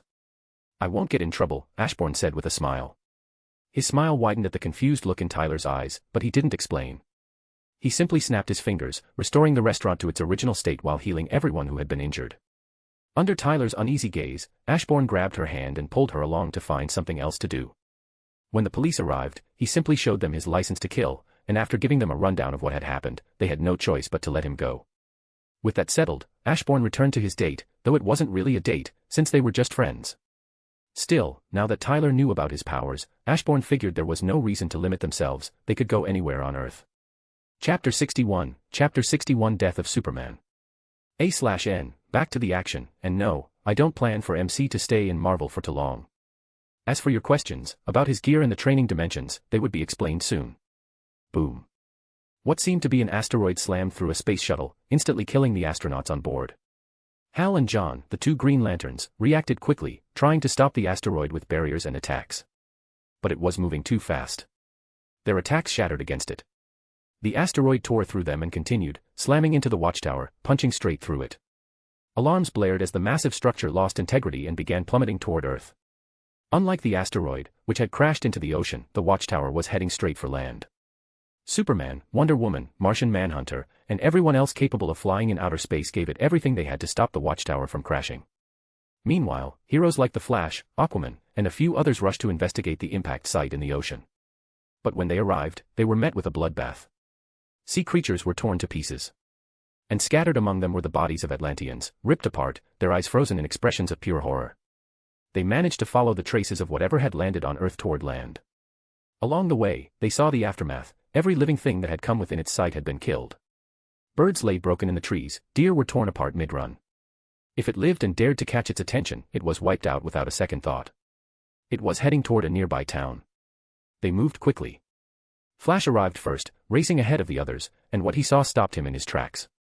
Police cars were abandoned in the street, some overturned or crushed. Blood painted the pavement. Organs and torn limbs were scattered across the road, and lifeless, ripped-up bodies lay everywhere. It looked less like a crime scene and more like a massacre. It was a sight that made Flash pause. And then he froze completely. Standing in the middle of the street was a gray giant, its massive body covered in jagged bone-like spikes. Doomsday. Flash recognized him immediately. He had seen the images Ashbourne showed them, the ones where Superman lay dead, with this very monster lying nearby. Without wasting another second, Flash vanished, moving at the speed of sound. He reappeared just in time to grab a young woman who was about to be crushed under Doomsday's foot. The monster's eyes snapped toward him. Flash didn't stop. He darted back and forth, zipping through the street, grabbing civilians and pulling them to safety. Anyone too close to Doomsday, gone in a blink. You monster. Hawkgirl shot in from above, slamming her mace straight into Doomsday's face. The blow caught him off guard, sending the gray giant stumbling backward. She didn't let up. Strike after strike landed, each hit forcing Doomsday to take another step back. But the number of steps backwards Doomsday was taking was dropping, he was adjusting. Before he could recover fully, Hawkman dove in from the other side. Together, the two of them landed a series of coordinated blows, their attacks clashing against bone and muscle with brutal force. Ashbourne said you were powerful, but I don't see it. Aquaman, enraged by the death of his people, lunged forward. His trident drove toward Doomsday's chest. But it stopped. Doomsday's flesh was like stone, and the dense, unyielding muscle beneath was even worse. The trident barely sank in before being halted entirely. With a deafening roar, Doomsday lashed out. Hawkgirl and Hawkman didn't have time to react. His massive hands caught their attack with both hands, before he slammed them into the ground so hard that the concrete cratered beneath them. Aquaman didn't even get the chance to react. His eyes were still on the crater, filled with shock and concern for Hawkgirl and Hawkman. That's when Doomsday's fist slammed into his gut. The blow launched him like a missile, tearing through the street and sending him crashing into a building with enough force to shatter his bones. Not even Superman had ever hit him that hard. Doomsday reached up, yanked the trident from his chest, and turned back toward the fallen duo. He raised the weapon, aiming to drive it through both of them, but in a blink of lightning, they vanished. Flash appeared beside Aquaman, gently setting the two down. Aquaman was on his knees, coughing, blood running down his side. Doomsday's spiked knuckles had torn clean through his armor. He was trying to slow the bleeding, but it was barely helping. We just got here, and 3 are already down. We need backup, now. Flash shouted into the comm, eyes locked on Doomsday, who was already charging straight for him. Thinking fast, Flash grabbed Hawkman's fallen mace. He took a breath, then vanished in a streak of lightning. Doomsday swung, but Flash was already gone. Sliding low, Flash ducked under the behemoth's legs and struck at his knees with the mace, forcing the monster off balance. Then came the storm. Flash exploded into motion, circling Doomsday in a blur of red and gold, striking him from every angle. The air cracked with every hit, blows landed in flashes so fast, it looked like he was everywhere at once. But what Flash didn't notice was Doomsday's eyes. They were tracking him, rapidly adjusting, sharpening with every passing impact. At first, the beast struggled to follow his movements. But now, he was adapting. Not just to Flash's speed, but to his rhythm, his patterns, guessing where he would be before he got there. Boom. Doomsday suddenly slammed his fist into the ground, sending a shockwave rippling out. The force caught Flash mid-run, throwing off his balance for a split second. And that was enough. Crack. Doomsday's fist crashed into Flash's side, lifting him clean off the ground. Before Flash could recover, Doomsday's other fist came slamming into him. Flash slammed into the ground, bouncing once before rolling to a stop. His breaths came in ragged gasps, sounding more like a wounded animal than the fastest man alive. He clutched his side, struggling to move. High above, Doomsday leapt into the air, aiming to crush him beneath his massive weight. Form. A brilliant green beam struck Doomsday midair, blasting him backward before he could land the killing blow. Hal. Stand down. Batman's voice crackled through the comms, sharp and commanding. Like hell I will. Hal growled, floating down from orbit, his ring pulsing with power. I'm a Green Lantern. We eat monsters like this for breakfast. With a roar of willpower, Hal's ring summoned thousands of rapid-fire constructs, missiles, cannons, and energy bolts, hovering in the air like a green storm. The sky lit up as every construct launched at once, streaking toward Doomsday in a blinding wave of emerald fury. Doomsday raised his arms, shielding his face as the barrage of green constructs rained down on him. The relentless assault blinded him, just as Hal moved in from above. With a flash of light and willpower, Hal conjured a jackhammer the size of a building and slammed it down on Doomsday's skull. Bang. Bang. Bang. Each impact drove the monster deeper into the ground, his face buried in concrete as the hammer roared to life like thunder. Hal didn't let up for several seconds, pouring everything into the assault. Only when the crater had deepened and the dust began to settle did he stop. A massive green hand formed around Doomsday's body, lifting him off the ground. "I want to see the face of the bastard who hurt my friend," Hal muttered, drawing Doomsday closer. That was a mistake. With a sudden roar, Doomsday shattered the construct in a single motion and drove a devastating punch into Hal's face. Luckily for Hal, the lantern ring's shield held up, but just barely. The force of the blow still sent him rocketing through several buildings, shattering concrete and glass as he crashed through. Doomsday charged after him with terrifying speed, each step shaking the ground. Hal barely managed to form a glowing barrier around himself, but the moment Doomsday's fist slammed into it, cracked spiderweb through the construct with a deafening snap. Before the barrier could give, a flash of green light struck Doomsday from behind. Jon Stewart had arrived. "Back off," Jon growled, drawing the monster's attention and giving Hal precious seconds to breathe. Then came the reinforcements. Superman, Wonder Woman, Shazam, Martian Manhunter, the heavy hitters, all descended at once. Others followed close behind, surrounding Doomsday on all sides. The monster stopped, turning slowly as he scanned the heroes now encircling him. And then, with a guttural roar that shook the air, Doomsday launched himself straight at Superman. Chapter 62, Death of Superman, Extra Chapter, plus Extra. The battle was epic. The world watched in awe and horror as the Justice League clashed with a monster straight out of nightmares. Cameras from orbit and on the ground captured every second as the League worked together, dogpiling the beast in a coordinated assault. For a moment, it looked like they had the upper hand. Blows landed, energy beams struck home, and the monster staggered under the combined might of Earth's greatest heroes. But then, Doomsday adapted. He moved faster. Hit harder. And then, one by one, he started taking them out. First, he snatched Superman by the cape and swung him like a weapon, slamming him into Jon's face, shattering the Green Lantern's nose and sending him flying like a rag doll. Before Superman could recover, Hal Jordan was next. Doomsday swung again, Superman's body crashing into Hal's stomach with brutal force.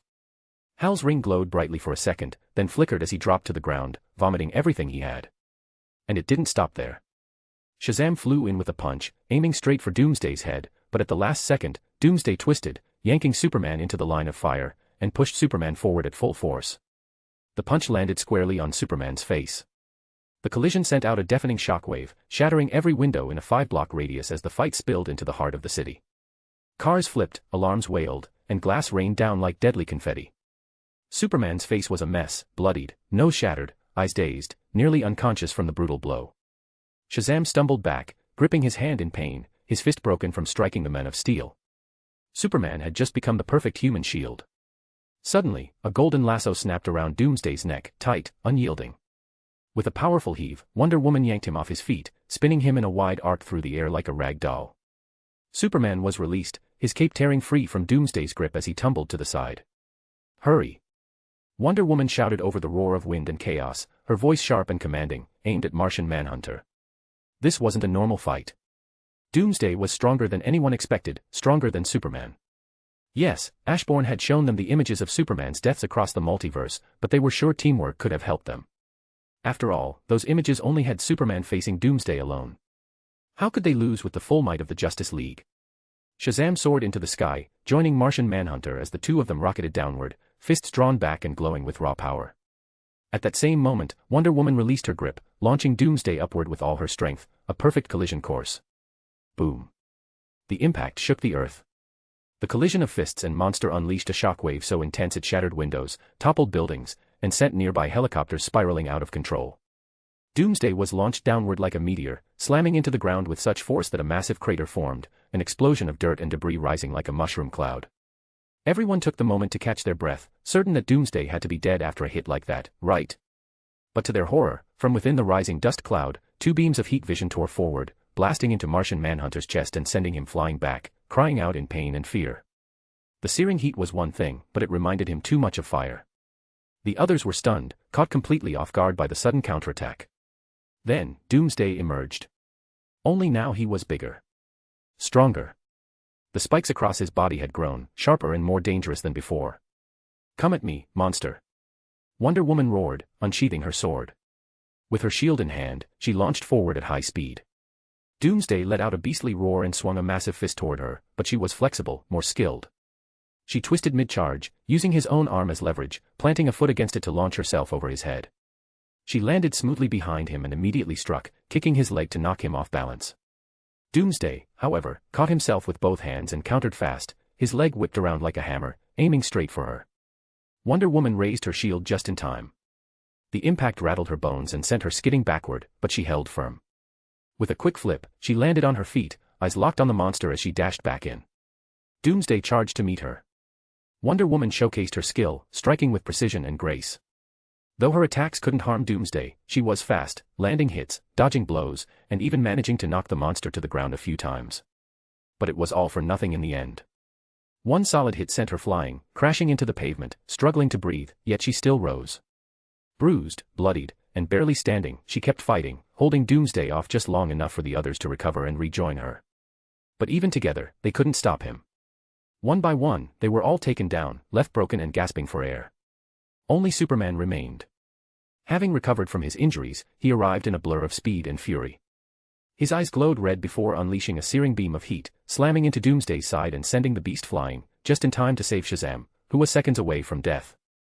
"Just watch, Superman's going to beat this guy." That was the sentiment echoed across the world, spoken by millions glued to their screens. Even after being knocked out of the fight earlier, they still believed in him. No matter how hopeless things seemed, they had faith. Because he was Superman. And Superman doesn't lose. So they watched him unleash his full power for the first time in this battle. With that strength, he went toe-to-toe with Doomsday. The sheer force of their blows tore the city apart like it was paper. Buildings crumbled, shockwaves rippled, and the battlefield turned into a war zone.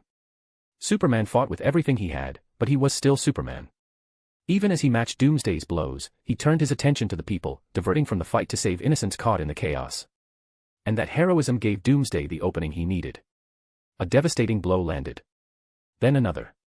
Superman staggered, and the world held its breath. Bit by bit, Superman was losing. Every blow he landed was returned with greater force. Every breath he took grew heavier. And just when it looked like Doomsday was about to finish him off, someone no one expected stepped in. Lex Luthor. Clad in armor similar to the suits worn by the men who attacked the White House, only far more advanced, he descended onto the battlefield. For a brief moment, it looked like he might actually help turn the tide, but it didn't last. Doomsday tore through the armor like paper, and in an instant, Lex was on the verge of death. Superman stepped in. He barely managed to save him, his own body nearly giving out in the process. Blood ran down his face, staining the iconic S on his chest. He could barely stand. His lungs burned with every breath. But when he looked up, he saw her. Lois. Tears in her eyes. Camera in her hand. She was filming. For the world. For his parents. Superman forced a smile, one that told the world he wasn't finished yet. That even now, at the edge of death, he would stand. Because he was Superman, there was hope and light in this cruel world. Turning back to Doomsday, Superman surged forward, meeting the beast head-on once more. Doomsday, though clearly worn down, still moved with terrifying strength. The two collided again, fists slamming into each other, each blow creating massive shockwaves that sent Lois and the cameraman stumbling back. Lois stared in horror as Superman began to falter, his strength waning under the onslaught. Blow after blow landed on him, brutal and unrelenting. Blood flew with each strike. "No," she whispered, tears blurring her vision. Desperate, she grabbed a rock from the ground and hurled it with all her strength. It struck Doomsday in the shoulder. The monster paused, slowly turning his head toward her. His red eyes locked on Lois, narrowing in rage. But before he could move, he stopped, his gaze drawn upward. From above, the Batwing shot towards them. Batman flew his Batjet straight into Doomsday, who easily caught it with a grunt. But Batman had expected that, he had already jumped out midair, a kryptonite-tipped spear clenched between his teeth. Doomsday hurled the Batjet at Batman like a missile, but Batman opened his cape and expertly glided through the air, twisting to avoid the incoming wreckage. As he descended, he yanked the spear from his mouth and, with practiced precision, hurled it at Doomsday. But the monster reacted faster than expected, twisting his body. Doomsday narrowly avoided the spear, which stabbed into the ground behind him. "Superman!" Batman roared. Hearing his name, Superman, bloody, beaten, barely conscious, gritted his teeth and forced himself to his feet. His body screamed in pain, but he ignored it. With one final surge of strength, he grabbed the kryptonite spear lodged in the ground. With a mighty leap, Superman launched himself toward Doomsday, the green-tipped weapon clutched tightly in his hands. Doomsday turned just in time to see him coming. For a single moment, the world seemed to freeze, then the spear drove deep into Doomsday's chest.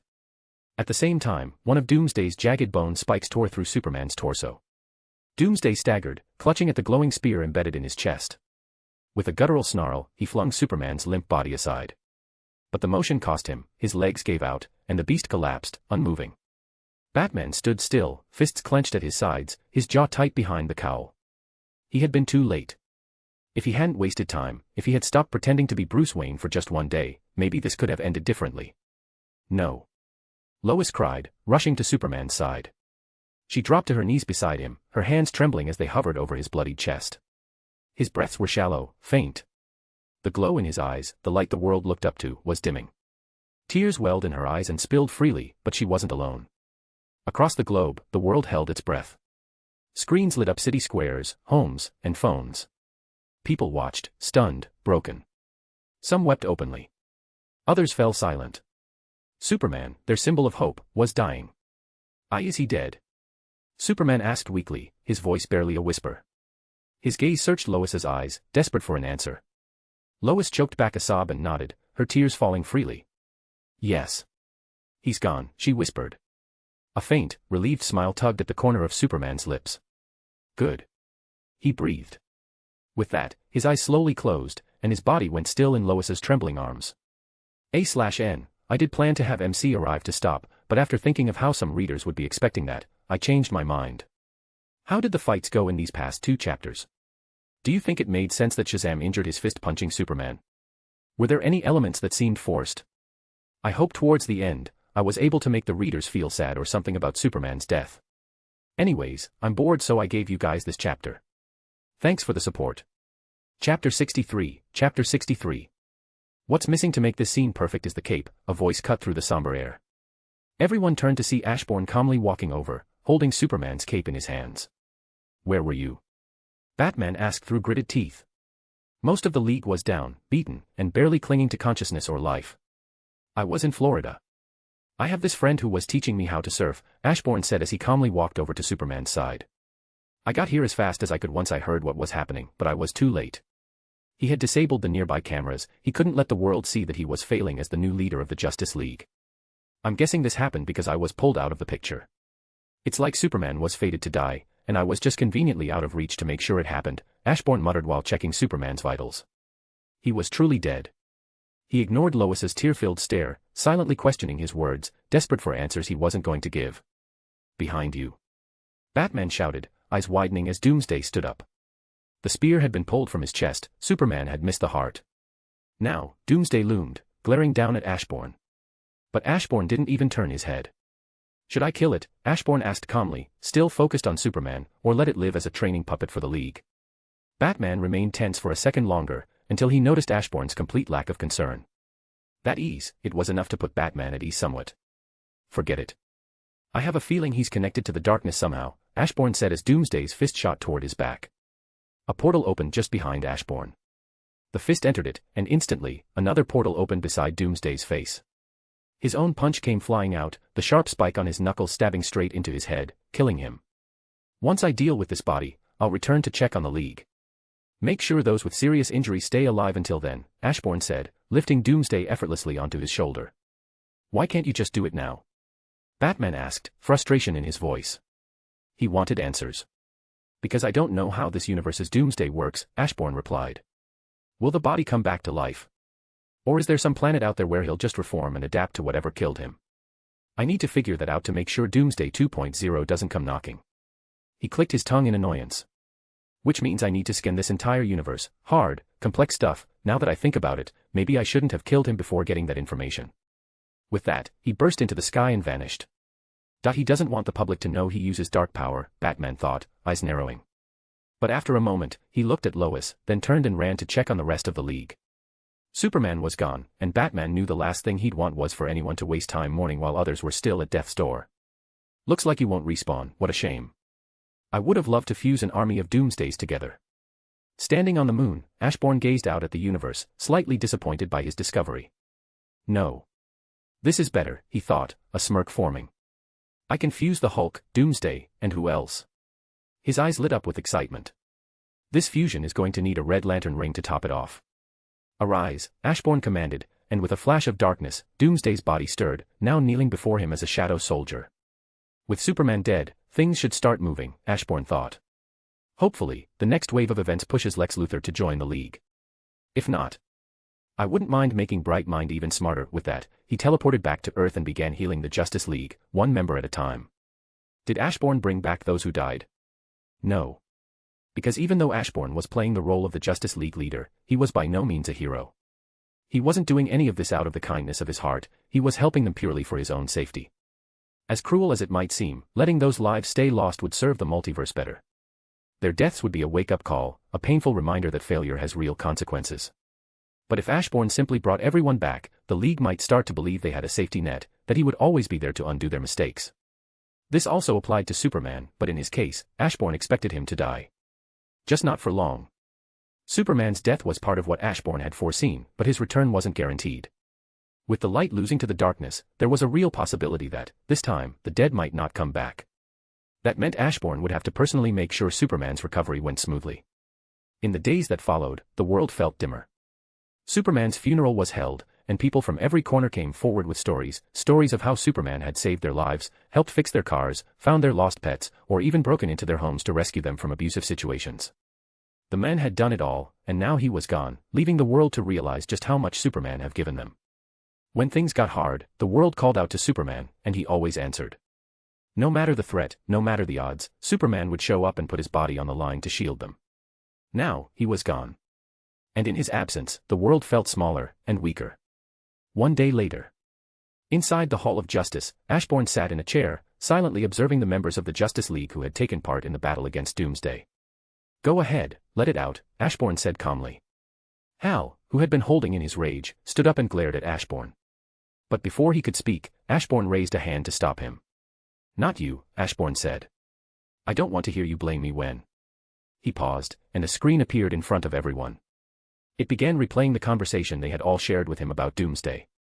Lastly, this, Ashbourne said as he played another video, this one showing Hal ignoring Batman's warning. I'm part of the Green Lantern Corps, we eat monsters like this for breakfast, the recording of Green Lantern echoed through the room.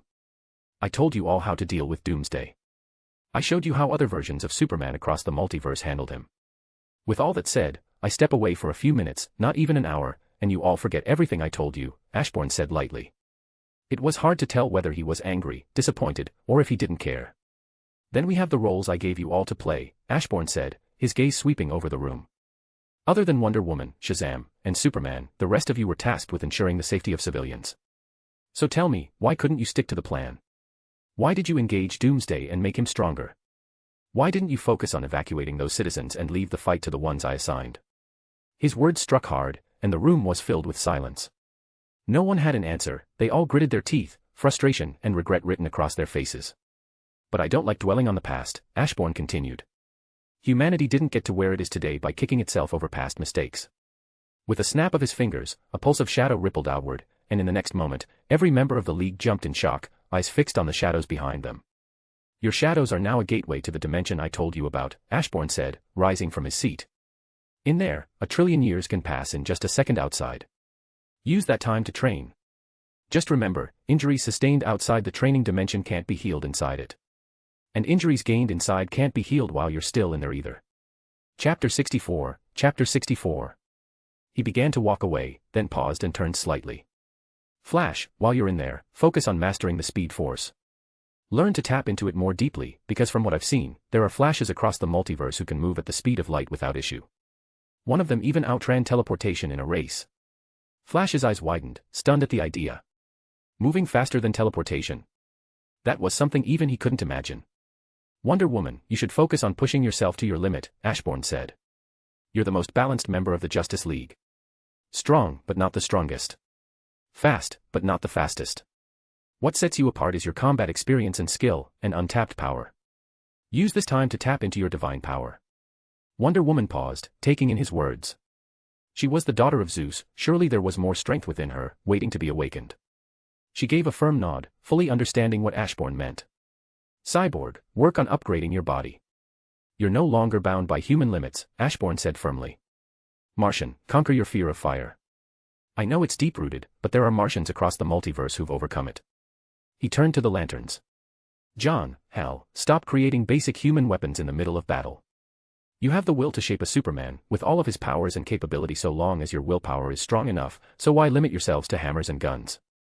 Ashbourne looked over the room, his gaze sharp. All of you should start training. After everything with Doomsday, I've realized something. I need to start traveling the multiverse. The longer I stay here, the more universes vanish.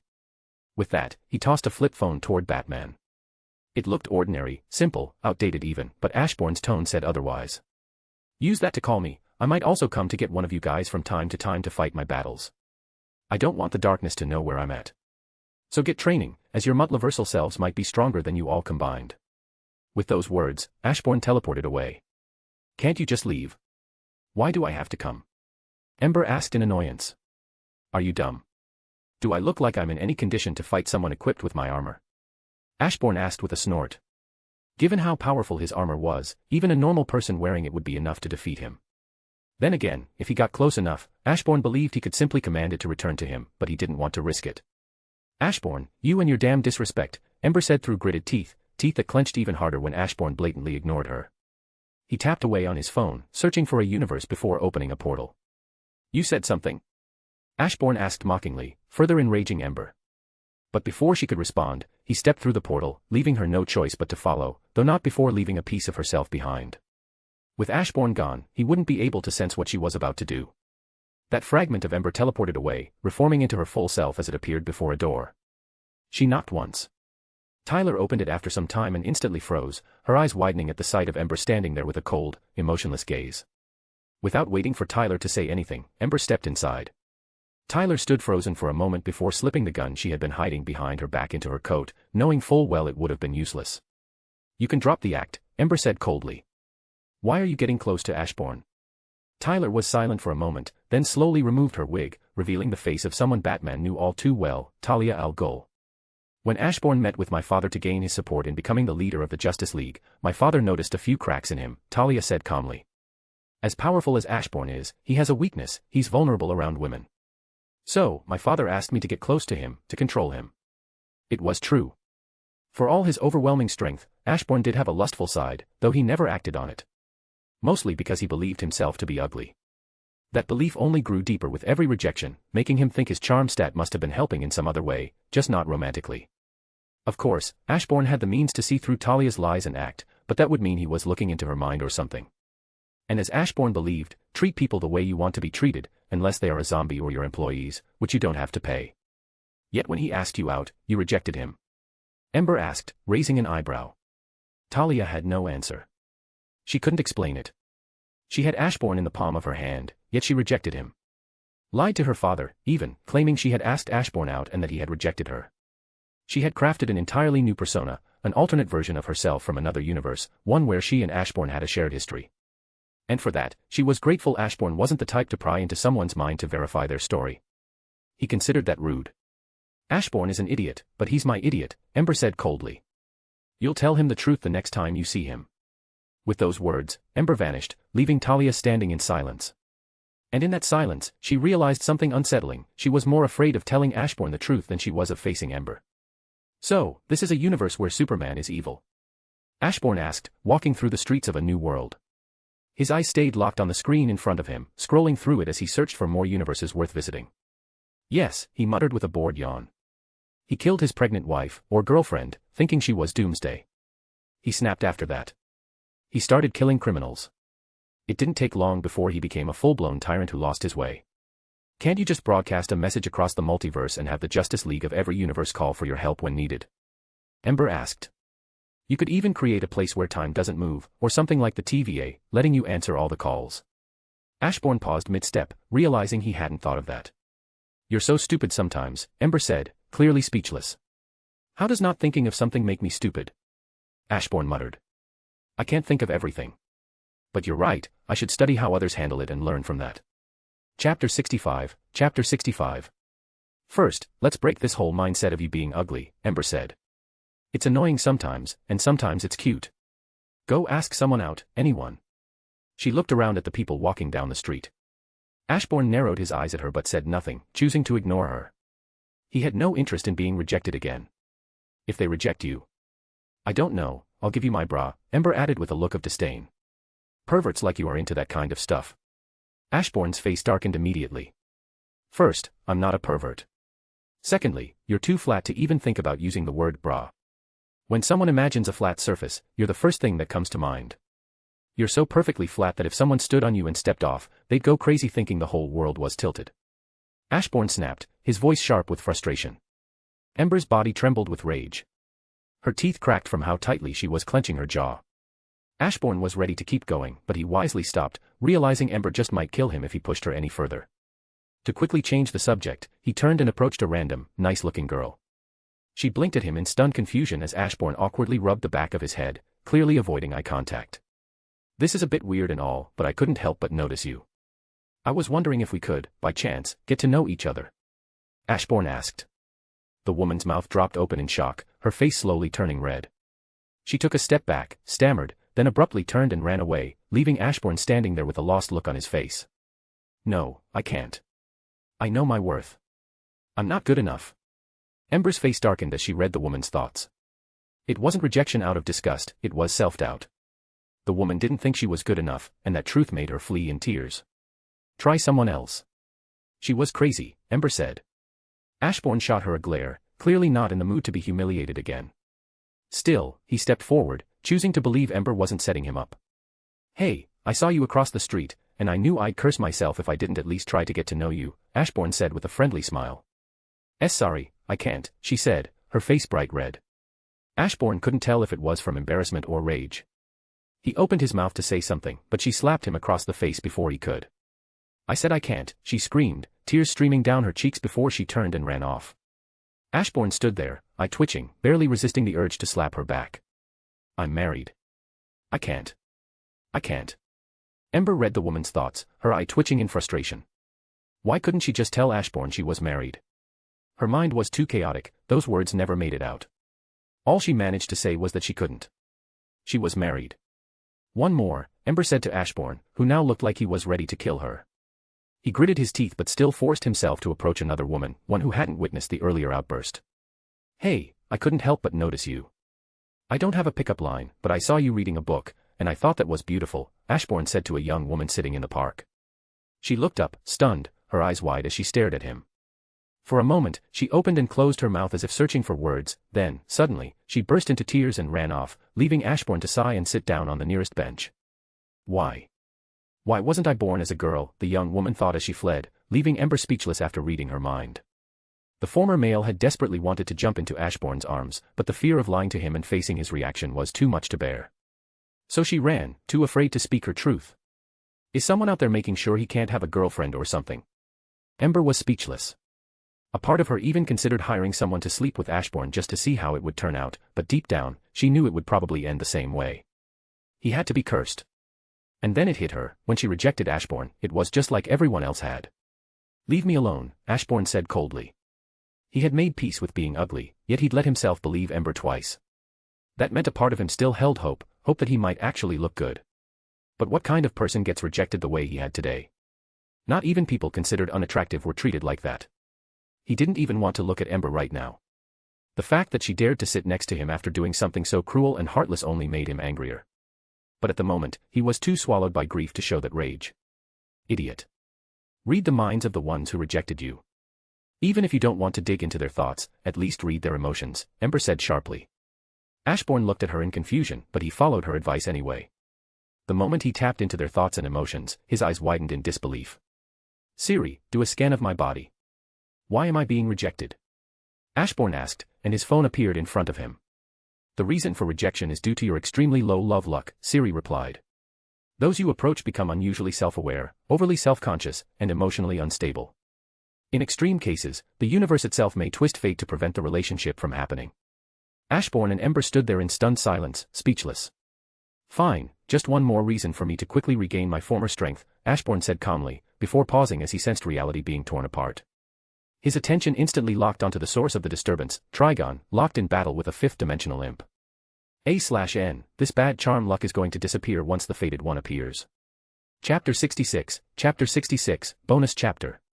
Ashbourne and Ember teleported outside the House of Mystery, where they were met with the chaotic sight of a fractured Justice League.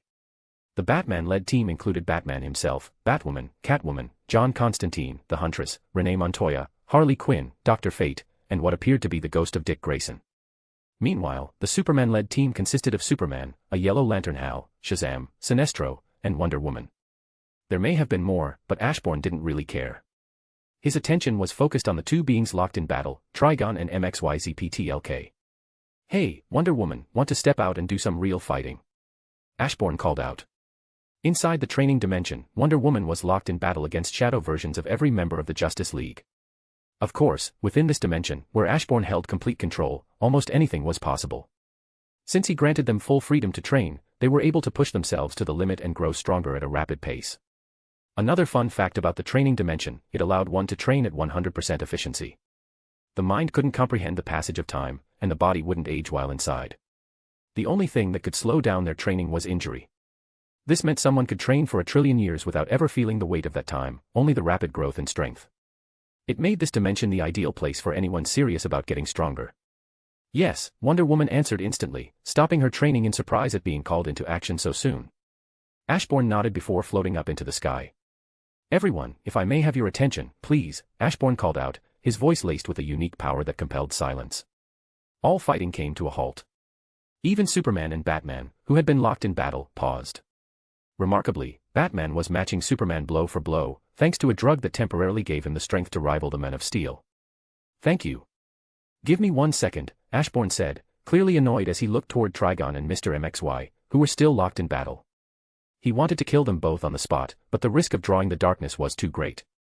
Trigon, unlike Darkseid, who embodied a more lawful evil, was simply evil, chaotic, and unpredictable, with a strong connection to the darkness itself. Without warning, Ashbourne teleported directly between them just as they were about to clash. With a calm motion, he activated full counter, redirecting their own attacks back at them. "Counter storage," Ashbourne said, calmly storing the two powerful attacks he'd just reflected. Since he couldn't use his full power freely, he had begun developing techniques to fill in the gaps. Counter copy. Ashbourne spread his hands wide, and the attacks he had just countered were duplicated, manifesting in reality as hundreds of identical energy blasts that now hovered around Trigon and MXYZPTLK. Counter paste. With those final words, the copied attacks became real, and all of them rained down in unison. Trigon and MXYZPTLK scrambled to shield themselves, but the sheer volume of the assault quickly overwhelmed them. Infinite barrier. I really should find a way to use these techniques without having to say them out loud. Then again, they're kind of like magic, so the words help guide the process, Ashbourne muttered, rubbing the back of his head. He watched as the barrier expanded, stretching space itself to absorb the shockwaves from the earlier assault, preventing the universe from being torn apart. Ahem, now, where was I? Right. Turning his attention back to the assembled heroes and villains, Ashbourne snapped his fingers. Instantly, a wave of understanding washed over them, each one enlightened with the precise knowledge Ashbourne intended to share. "So, as you've probably gathered from the knowledge I just gave you, I'm here to clean up your universe. Any questions?" Ashbourne asked with a light smile. "How do you plan to clean up exactly?" Batman asked with a frown, his gaze shifting from the now lifeless bodies of Trigon and MXYZPTLK back to Ashbourne, a clear unease in his eyes. "I plan to kill everyone who sided with Superman. After that, I'll finish cleaning out the rest of this universe. There aren't that many villains left anyway. From there, I'll have you and the remaining League members form a multiversal Justice League. It'll be a part-time role since I plan to revive dead versions of the League from collapsed universes to take up the mantle full-time." Ashbourne spoke lazily, as if it were just another task on his list.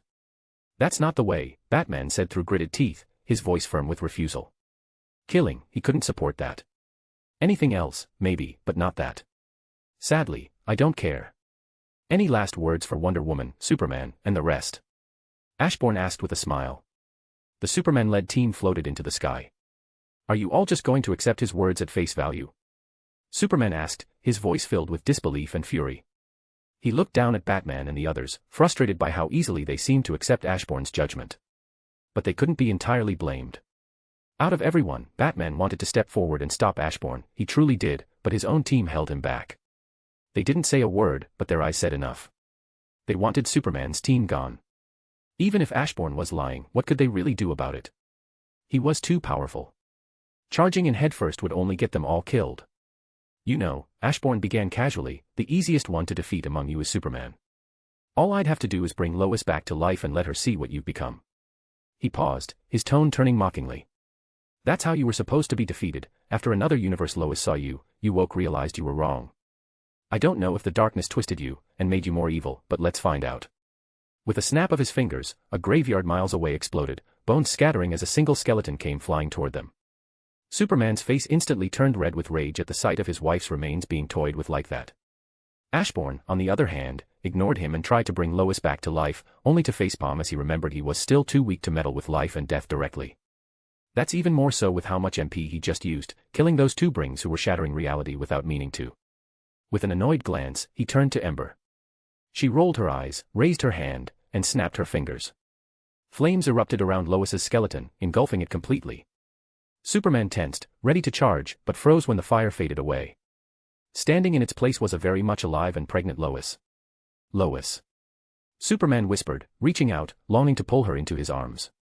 But he stopped cold as Ashbourne placed a hand gently on her head. Now, what would happen if she were given full knowledge of everything you've done since her death?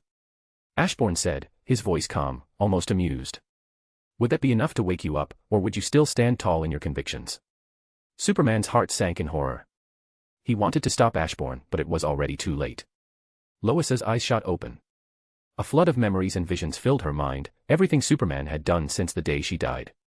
Her body tensed, her face twisted in pain as she clutched her head, overwhelmed by the storm in her mind. Then, slowly, her gaze shifted to him, eyes brimming with tears. Superman did what he had to do. We made a difference, Wonder Woman said, her eyes fixed on Superman with unwavering support. Superman clenched his eyes shut, silent tears slipping down his face as the weight of everything he had done pressed down on him. Now, he stood at a crossroads. Would he keep walking the path he'd carved in blood, or turn back, for her? I can't stop now, not after I've come this far, he roared, anguish and fury twisting his voice. In a blur, he shot toward Ashbourne, eyes blazing. He had to take Lois back, she would understand, she had to. Once the world was finally at peace, once everything was over, she'd see that everything he did was for the greater good. But to everyone's shock, Wonder Woman appeared, yet not the one they knew. She caught Superman's fist with a single hand, her presence commanding immediate attention. This Wonder Woman wasn't from their universe, no, her aura was brighter, stronger, more heroic than the one they had followed. Kill them all. I don't want to deal with ex-heroes breaking out of prison later, Ashbourne said coldly. Wonder Woman hesitated, her eyes locking with Superman's. For a moment, something flickered in her expression. Superman and back in her universe were friends, but Ashbourne's command weighed heavier, for him she steeled her heart. In one swift motion, she twisted Superman's arm, snapping it with a sickening crack. Superman screamed in pain, dropping to one knee. Seeing how much stronger she was, Wonder Woman wasted no time and went in for the kill. Hal and the remaining members of Superman's team launched themselves toward her to stop the attack, but Ashbourne simply stepped aside, allowing her to carry out the execution. I expected her to hesitate, is my charm really that powerful?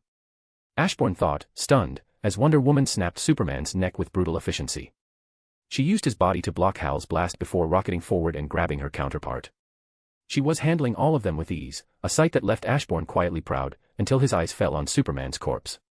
It was turning black, a dark aura rising off his body like smoke. Fuck, Ashbourne muttered, drawing everyone's attention to what was happening. Chapter 67. The battle between Wonder Woman and the others came to a sudden halt as everyone's attention shifted to Superman. His once iconic blue and red outfit had turned jet black.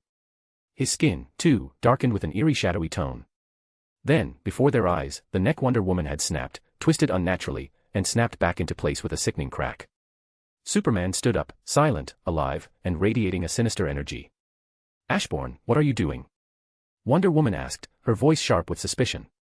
But even as she spoke, she sensed it, this wasn't Ashbourne's doing. Whatever had taken hold of Superman felt far too dark. Far too evil. This isn't my doing, Ashbourne said with a sigh. But this is clear proof he was evil. The darkness used whatever darkness was already inside him to bring him back. Lois covered her mouth, tears falling from her eyes. Watching the men she loved fall so far, it was almost too much to bear. I'm not evil. Everything I did was for the greater good. Superman roared, his voice shaking with rage. His eyes blazed red before he unleashed a beam of heat vision, hotter than the sun, blasting straight toward Ashbourne. Everything in the path of the heat vision was erased, atoms burned away so completely that they released a massive surge of energy, resulting in a devastating explosion in midair. The blast was colossal, vaporizing everything nearby for miles. But Superman didn't stop. His eyes scanned the distance, where he spotted Ashbourne, who had teleported everyone far away to safety, far enough that they could see the scale of the destruction Superman had just unleashed. So, I think you guys should stop being evil and help out, Ashbourne said to Hal and the others, who were still struggling to process what was happening. That's not Superman. You did something to him, Injustice Wonder Woman said, refusing to believe what had become of the men she once followed. Yes, you're right. I, who just weakened myself by defeating two beings capable of destroying this universe, obviously decided it was a good idea to bring Superman back to life, stronger than ever, Ashbourne said with a dramatic roll of his eyes. And to really sell the act, I even had him attack me, just so I could burn through the little energy I have left. Brilliant, isn't it? And they say Batman is the world's greatest detective. Injustice Wonder Woman clenched her fists in rage. Then why didn't Doomsday go through something like that? Prime Wonder Woman asked, recalling how nothing similar happened after Ashbourne killed Doomsday. Good question. I'm guessing it's because Doomsday was already fated to return. Ashbourne said with a shrug. Anyway, I really shouldn't be fighting right now. I'd rather not draw unnecessary attention to myself. This isn't the time to talk, he's coming. Hal shouted, but it was already too late. At the speed of light, Superman appeared right in front of Ashbourne, his fist flying toward him with lethal intent. But at the last second, Superman was forced to halt. Ashbourne had suddenly pulled Lois's face in front of the incoming punch. What are you doing? Several voices cried out in horror, stunned by the seemingly heartless act. Ashbourne, however, didn't respond. He didn't need to. The Lois standing in front of him was just an illusion. He had already teleported the real one far away to safety. So, you still have some good left in you. That means there's a voice inside, telling you this isn't who you are. Ashbourne said, forming a mirror in front of Superman. The moment Superman saw his reflection, he floated back, visibly shaken by his appearance. You see, you and I aren't too different. Growing up, my only friend was a swing I'd sit on while watching. Wait, wrong flashback. Ashbourne paused, realizing he still hadn't mastered the art of talk no jutsu. Ignoring the confused looks, he made a mental note to perfect it later. Lois is back. You can be a father, but not like this. You're becoming a monster, and if you keep going, you'll lose any chance of ever holding your child with love. Is that what you want? For your child to grow up without a father figure? Are you going to take those father and child moments away because you're giving up here? Ashbourne asked calmly. Superman clutched his head, letting out a guttural, demonic roar as he struggled with the raging conflict inside. Go. Talk to him while beating him up, Ashbourne said, seeing that Superman wasn't going to come back to his senses on his own. Though they hesitated, the others followed Wonder Woman's lead and charged forward to take on Superman, and they were almost overwhelmed. The only reason they were able to keep up in the fight was thanks to Dr. Fate and John Constantine. The two magic users worked together to suppress Superman's power, giving the others a fighting chance. With Superman restrained on the outside, it gave the version of him still buried within a chance to fight back, with a little help from Ashbourne. I made so many mistakes. I became a tyrant, Superman said, curled up in a ball in some shadowy corner of his mind. All around him was pure darkness, darkness that parted as its sovereign approached. That you were, Ashbourne said softly, but now, you can be so much more. You lost your way, but you found it again. Now, you can use your mistakes to grow and become an even better Superman. Even if you don't want to be Superman for the sake of the world, then do it for your child. Superman looked up at him, tears in his eyes. He opened his mouth to speak, but Ashbourne cut him off gently. Yes, the world may never see you the same way. Their outlook might never change. If that's enough to stop you from being a hero for them, then don't be a hero for them, be one for the people who love you. Just look outside, everyone is still fighting for you. They've accepted their mistake. Ashbourne crouched down beside him. Death is the coward's way out. And when was the last time Superman was afraid? He asked with a small smile.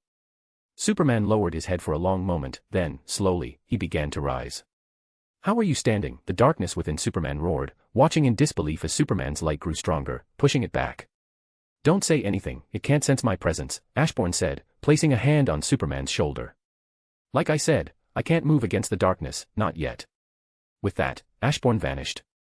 Moments later, Superman let out a thunderous roar, releasing the darkness from within. The corrupted energy burst out like a cloud of black gas, dissipating into the air. Ashbourne floated above, watching it unfold. Looks like I need to update my plans. Even if a villain can be killed, they shouldn't be, because they'll just come back stronger. He sighed, feeling the drain on his MP as his body still hadn't fully recovered. Ignoring the others who rushed to Superman's side as he collapsed, Ashbourne quietly flew over to the bodies of Trigon and Mr. MXYZPTLK. Arise, Ashbourne said calmly, drawing everyone's attention. Instantly, they went on high alert as a tornado of darkness swirled into existence, then vanished, revealing Trigon and Mr. MXYZPTLK kneeling before Ashbourne. Explain, Batman demanded, his voice sharp with unease. Simple, Ashbourne replied lazily. I told their shadows to rise. Don't worry, this isn't the same as what happened to Superman. My powers turned them into living shadows that are completely loyal to me. What happened to Superman was different. He became a darker, stronger version of himself because of the evil already inside his heart. My Lord Ashbourne, Trigon spoke, his voice low with reluctant concern. I am the god of evil. As much as it pains me to admit, I fear the darkness may use the very evil I embody to control me. Ashbourne frowned, not having considered that possibility. It's fine. I'll deal with that later. For now, return to my shadow, he said, dismissing the two. Trigon and MXYZPTLK silently dissolved into his shadow. Turning back to the remaining members of Superman's team, Ashbourne crossed his arms. Now, as for the rest of you, call me crazy, but I think everything that just happened is more than enough proof that you're all a bunch of bad guys. Hal, Shazam, and Wonder Woman gritted their teeth, their silence saying everything. Chapter 68, Chapter 68. I know I might sound like a dumbass, but maybe if the world starts seeing the Joker as a good guy, you're doing something wrong. Maybe if you're teaming up with someone named Sinestro. I don't know, maybe, just maybe, you're doing something wrong, Ashbourne said, his tone casual but biting. I know, I sound stupid, but hear me out. Their expressions tightened with irritation, but that irritation quickly faded as a glowing image appeared in the air beside Ashbourne. Their eyes widened, and then slowly darkened with shame and horror as the scene unfolded, Sinestro, cold and merciless, killing Jon Stewart. And worse, manipulating Hal into killing a former ally. The sad part is, all of this happened while the balance between light and darkness was still intact. You were so stupid, Ashbourne said coldly. But I don't care to go over the list of your crimes. So, you ex-heroes have two options, death, or sacrifice yourselves to restore that balance. His gaze locked onto Sinestro, who was quietly edging backward, clearly preparing to flee. But he froze in place as Ashbourne's mocking smirk settled on him. I'm sorry, Hal whispered, collapsing to his knees as tears streamed down his face. I thought we were doing the right thing. Those quiet words were the final blow. The shoulders of the other former heroes slumped, the crushing weight of truth settling in as they finally accepted it. They had been the villains all along. Is that Ares? Ashbourne asked, narrowing his eyes at the figure clad in armor. At the mention of his name, the god of war, who had been standing quietly among the Superman team, took a cautious step back. You teamed up with the god of war, isn't that guy evil? But I want him as my shadow, Ashbourne said with a smirk. Ares' pupils shrank. Without hesitation, he turned to flee, but it was already too late. A humanoid shadow ant appeared behind him in an instant. Before Ares could react, the ant's tail pierced cleanly through his chest. As soon as Ares died, a surge of darkness rose from his body, but just as quickly, it vanished, leaving everyone confused. Looks like the darkness can't affect those killed by the darkness, Ember said lightly, causing Ashbourne's eyebrow to rise in interest. Without a word, Ashbourne gave Maroon a nod. In an instant, Sinestro was dead. Batman instinctively stepped forward, as if to intervene, but stopped himself. What could he have done? Maroon was simply too fast. Arise, Ashbourne said, ignoring Batman's glare as he calmly watched two new shadow soldiers emerge. With a wave of his hand, he stored them away into his shadow. He gave Maroon a nod of thanks, which the Ant King accepted with visible pride before disappearing back into the shadows. Why would you kill them? Batman demanded, anger simmering in his voice. Because villains don't change their nature, Ashbourne replied bluntly. I highly doubt Sinestro was going to turn into some superhero who fights for justice. His connection to the darkness ran far deeper than Superman's ever did. That's the only reason I'm giving the rest of you the chance to live. Deep down, you're still heroes. His words left Hal and the others speechless. Your answers? Ashbourne asked, not forgetting the choices he had given them. We'll restore the balance, Cyborg said softly, his voice carrying the weight of regret. The others nodded in quiet agreement. Ashbourne gave a satisfied nod and pulled out his phone. Hey Siri, create a multiverse Justice League watchtower. Make it the size of a universe. Equip it with scanners capable of detecting crimes across the multiverse, specifically those that could lead to a universe falling into darkness and dying. Include everything else that might be necessary, Ashbourne said calmly. Everyone looked at him in confusion. After all, what kind of phone could actually do something like that? Understood. This portal will lead you to the watchtower, Siri said. Ashbourne nodded in approval before stepping through the portal Siri created, motioning for the others to follow. When they emerged, they were met with the breathtaking sight of what looked like an entire city inside the watchtower. This watchtower is equipped with countless subdimensions, each tailored to a specific hero, Siri explained as she floated in front of them. For example, the Superman dimension is a city created to house only Supermen. It can hold up to 8 billion of them. The same applies to the Batman dimension, Wonder Woman dimension, and many more. Time flows differently here in the watchtower, Siri explained. The past and future of the multiverse coexist at once, allowing Justice League members to respond to calls for help across all timelines. Currently, an infinite number of distress signals are occurring simultaneously. While it's possible to answer every call, speed is essential. Once the balance of a universe breaks, it begins to collapse. A massive screen appeared before them, displaying a map of the multiverse. Each universe was marked with indicators showing the heroes steadily losing ground. Alongside it, countdowns ticked away, showing how much time remained before certain universes would fall. When a universe loses its balance entirely, Siri continued, it descends into the dark multiverse and begins to fade from existence. Your mission is twofold: prevent universes from falling, and erase the dark multiverse itself, ensuring nothing escapes to spread chaos. Ashbourne wasted no time searching for a universe filled with robots and advanced technology, something that could prove useful. He didn't want to rely too much on Siri, nor did he want to overexert himself. The more he acted, the higher the risk that the darkness would trace the anomaly back to him. First things first, we need manpower, Ashbourne said calmly. Go to this universe and bring back the Superman robots. Make sure to arrive during the exact time period of the alert. It'll help keep the darkness from noticing any inconsistencies caused by time flow. With those words, Ashbourne teleported away, heading toward a universe where he'd spotted a particularly cool-looking robot. In the depths of space, Superman stood alongside the full might of the Justice League, well, almost full. A few members remained on Earth as a second line of defense. Superman floated at the forefront, facing dozens of alien ships, his eyes locked on the golden blur rocketing toward them. It was Amazo. A machine designed to mimic and adapt to any power it witnessed, save for magic. And now, it was returning to Earth with a singular goal: to wipe out all life. It had been searching for purpose, and someone had given it one, told it that by erasing all life across the multiverse, it would ascend to a higher dimension and evolve into the ultimate life form.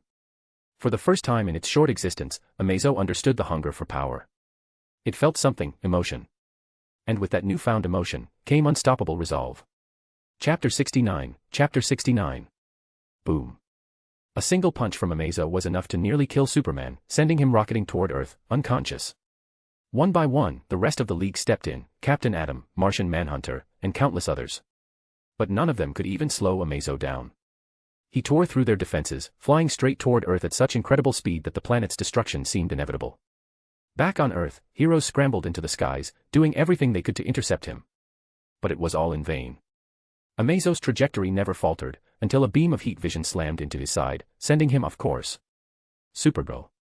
Her surprise attack was the first and only thing that managed to slow him down. But it didn't last. Amazo turned toward her, expressionless, and fired his own heat vision in retaliation. With a blast that put 1,000 suns to shame, space and time warped under the sheer heat compressed into those twin beams of energy. The heat vision surged forward at such impossible speed that Supergirl could only watch in frozen horror as they closed in. But just before impact, at the very last second, something grabbed her, shielding her in the nick of time. The figure intercepted the beams, deflecting them with raw force. The redirected heat vision slammed back into Amazo, striking him head-on and sending him rocketing off the planet. "Are you all right?" Ashbourne asked, holding Supergirl in his arms like one might cradle a child. He looked down at her calmly, his face just inches from hers. Supergirl, caught completely off guard, turned bright red at the closeness. "That heat vision was intense. I barely had time to remove the atoms in their path." "You're flushed," Ashbourne said with a sigh, mistaking her embarrassment for the effects of the attack. He looked up toward Amazo, then at the countless injured heroes, some falling from the sky, others scattered across the battlefield, wounded and struggling. It was a scene that could shatter the fighting spirit of even the strongest warrior. "Can I fight Amazo without using my shadows? I still haven't recovered my MP. On top of that, I can't call for backup. This Amazo would just copy anyone I bring in. Wait, he's weak to magic. Where is Dr. Fate?" Ashbourne thought, frowning as he realized he hadn't seen the Dr. Fate of his universe. His universe is the universe where he gave Batman the Iron Man suit and so on. Sighing to himself, he turned his attention skyward, watching as Amazo came rocketing back toward Earth, his speed now light years beyond anything previously shown. "Due to certain reasons, I can't fight at full power," Ashbourne said calmly. "So, can I make you my temporary herald?" Supergirl's eyes widened as everything around her seemed to slow. Her heart dropped the moment she realized Amazo was now only meters away. "What's a herald?" Supergirl asked, unease tightening her voice as she watched Amazo slowly draw nearer. "It means I gift you my powers," Ashbourne replied calmly. "I don't have much to offer right now, but with the little I can give, although you will not go through a rebirth, it should be enough to unlock your full potential." Supergirl nodded without hesitation, not wanting to waste another second as Amazo closed the final distance. "Then arise." What remained of the Shadow Monarch force surged into Supergirl's body. In an instant, she felt divine, like a god reborn. The dark power twisted and reformed under her will, transforming into something new. Ashbourne called it the Sun Monarch force. At speeds beyond comprehension, Supergirl flashed forward, catching Amazo's fist mid-swing, and crushed it effortlessly. "Don't destroy it completely," Ashbourne called out, leaning against a nearby wall to conserve his strength. "It might come back stronger. Just subdue it or something."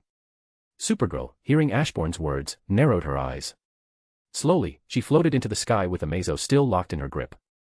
Amazo desperately tried to scan and copy her powers, but of course, Ashbourne had made sure that wouldn't happen. The Monarch force shielded her completely. As he watched from below, Ashbourne got a good look at her and quickly realized something. This was the Supergirl from that one cartoon he used to watch as a kid, the one with the mini skirt and the exposed belly button. Since she was floating above, directly in front of Ashbourne, well, it didn't take much to guess what his angle of view was. Fortunately, Supergirl wore her miniskirt with cover under the skirt. She had it covered. Supergirl moved fast, so fast that, to her, time may as well have been frozen. Amazo didn't even have time to react. In a single blur of motion, she tore his body apart and destroyed his power source, giving him no chance to regroup. Though the scattered parts of his body began to slowly draw back together, feeding off the sun's energy. "How do I defeat him?" Supergirl asked, watching in alarm as Amazo's scattered parts began pulling themselves back together. She turned to Ashbourne, only to see his shadow slither out, swallowing every shard of Amazo's body and dragging them into his shadow. "You did a good job. I almost forgot how much potential Kryptonians hold," Ashbourne said casually. Supergirl opened her mouth to question what he had just done, but paused as she felt the power draining from her body. For a brief moment, she had held power on par with that of Superman, the one from the comics. The Superman who could move faster than comprehension, who bench-pressed the Earth for days without sunlight, who broke through dimensions using speed alone, and more. But it was only a temporary power-up, and now it was leaving her. Chapter 70. Ember, a little help, Ashbourne said with a sigh. At his words, all the injured heroes were instantly healed. He clicked his tongue in annoyance. Ember hadn't restored his energy. He then asked Supergirl to gather the others. Once they were together, Ashbourne led them all to the multiversal watchtower, where he assigned someone to tend to them, while he turned his attention back to Amazo. There was a reason Ashbourne hadn't simply hacked Amazo. The robot wasn't just a machine anymore. It felt like the darkness had breathed life into him, and Ashbourne wasn't about to risk hacking that thing. What if the darkness used that chance to corrupt Siri or something? "The darkness made one mistake with you," Ashbourne said, his gaze fixed on Amazo as he began drawing out the lingering darkness, absorbing it to speed up his recovery. A faint smirk tugged at his lips before he crushed what remained of the android, making sure there was nothing left for it to regenerate from. "Arise," Ashbourne said, eyes narrowing slightly. His attention remained on the destroyed Amazo. This was something he needed to test. Now that he had comprehended death of the endless, he wanted to see if his powers could affect non-living entities like machines. After all, death wasn't limited to living things alone. "You and your powers," Death sighed as she appeared beside him, watching as Amazo rose once more, this time as a shadow soldier. Ashbourne just grinned, gaining every power and ability Amazo had mimicked. What his shadow had. "I'll fuse you with power soon," Ashbourne said with a smirk. Power was the fusion of Rogue and Hope, but he needed to wait for them to return before proceeding. "I thought you had things to do," he added, glancing at Death. It was the first time he'd seen her since she left. "Well, I came to watch One Piece." "It's more fun with friends," Death said with a smile. Ashbourne smiled back and nodded before shifting his focus to the multiversal watchtower. He simply had Siri handle everything while he returned home to relax. But the moment he arrived, he noticed a missed call from Tyler. He was about to call her back, but paused as he glanced at the TV, only to see the news reporting that Superman's body had gone missing from his grave. "It's happening faster than I expected," Ashbourne said, eyes locked on the TV. The screen displayed live footage from the North Pole, where the Fortress of Solitude had suddenly appeared. Inside, Superman's body was now absorbing solar energy, preparing to return to life. Ashbourne switched the feed to display more images, glimpses of those who would soon rise in Superman's absence. This was always the pattern. When a hero vanished, the world felt the void they left behind. And in that emptiness, new figures would step forward, trying to carry the weight of the legend. It had happened with Batman. Now, it was Superman's turn. Ashbourne simply had to make sure nothing went wrong. Anyway, he went on to call Tyler back, and she answered almost instantly. But whatever she wanted to say, it wasn't something she felt comfortable discussing over the phone. So, Ashbourne just invited her over and put on One Piece in the meantime. "Where's Ember?" Ashbourne muttered, suddenly realizing he'd forgotten about her. He sighed, already picturing how that overgrown chicken would try to get back at him, probably by embarrassing him in front of Tyler. As a grown man, making friends wasn't exactly easy. How does one even go about that? You can't just walk up to someone and say, let's be friends. That's weird.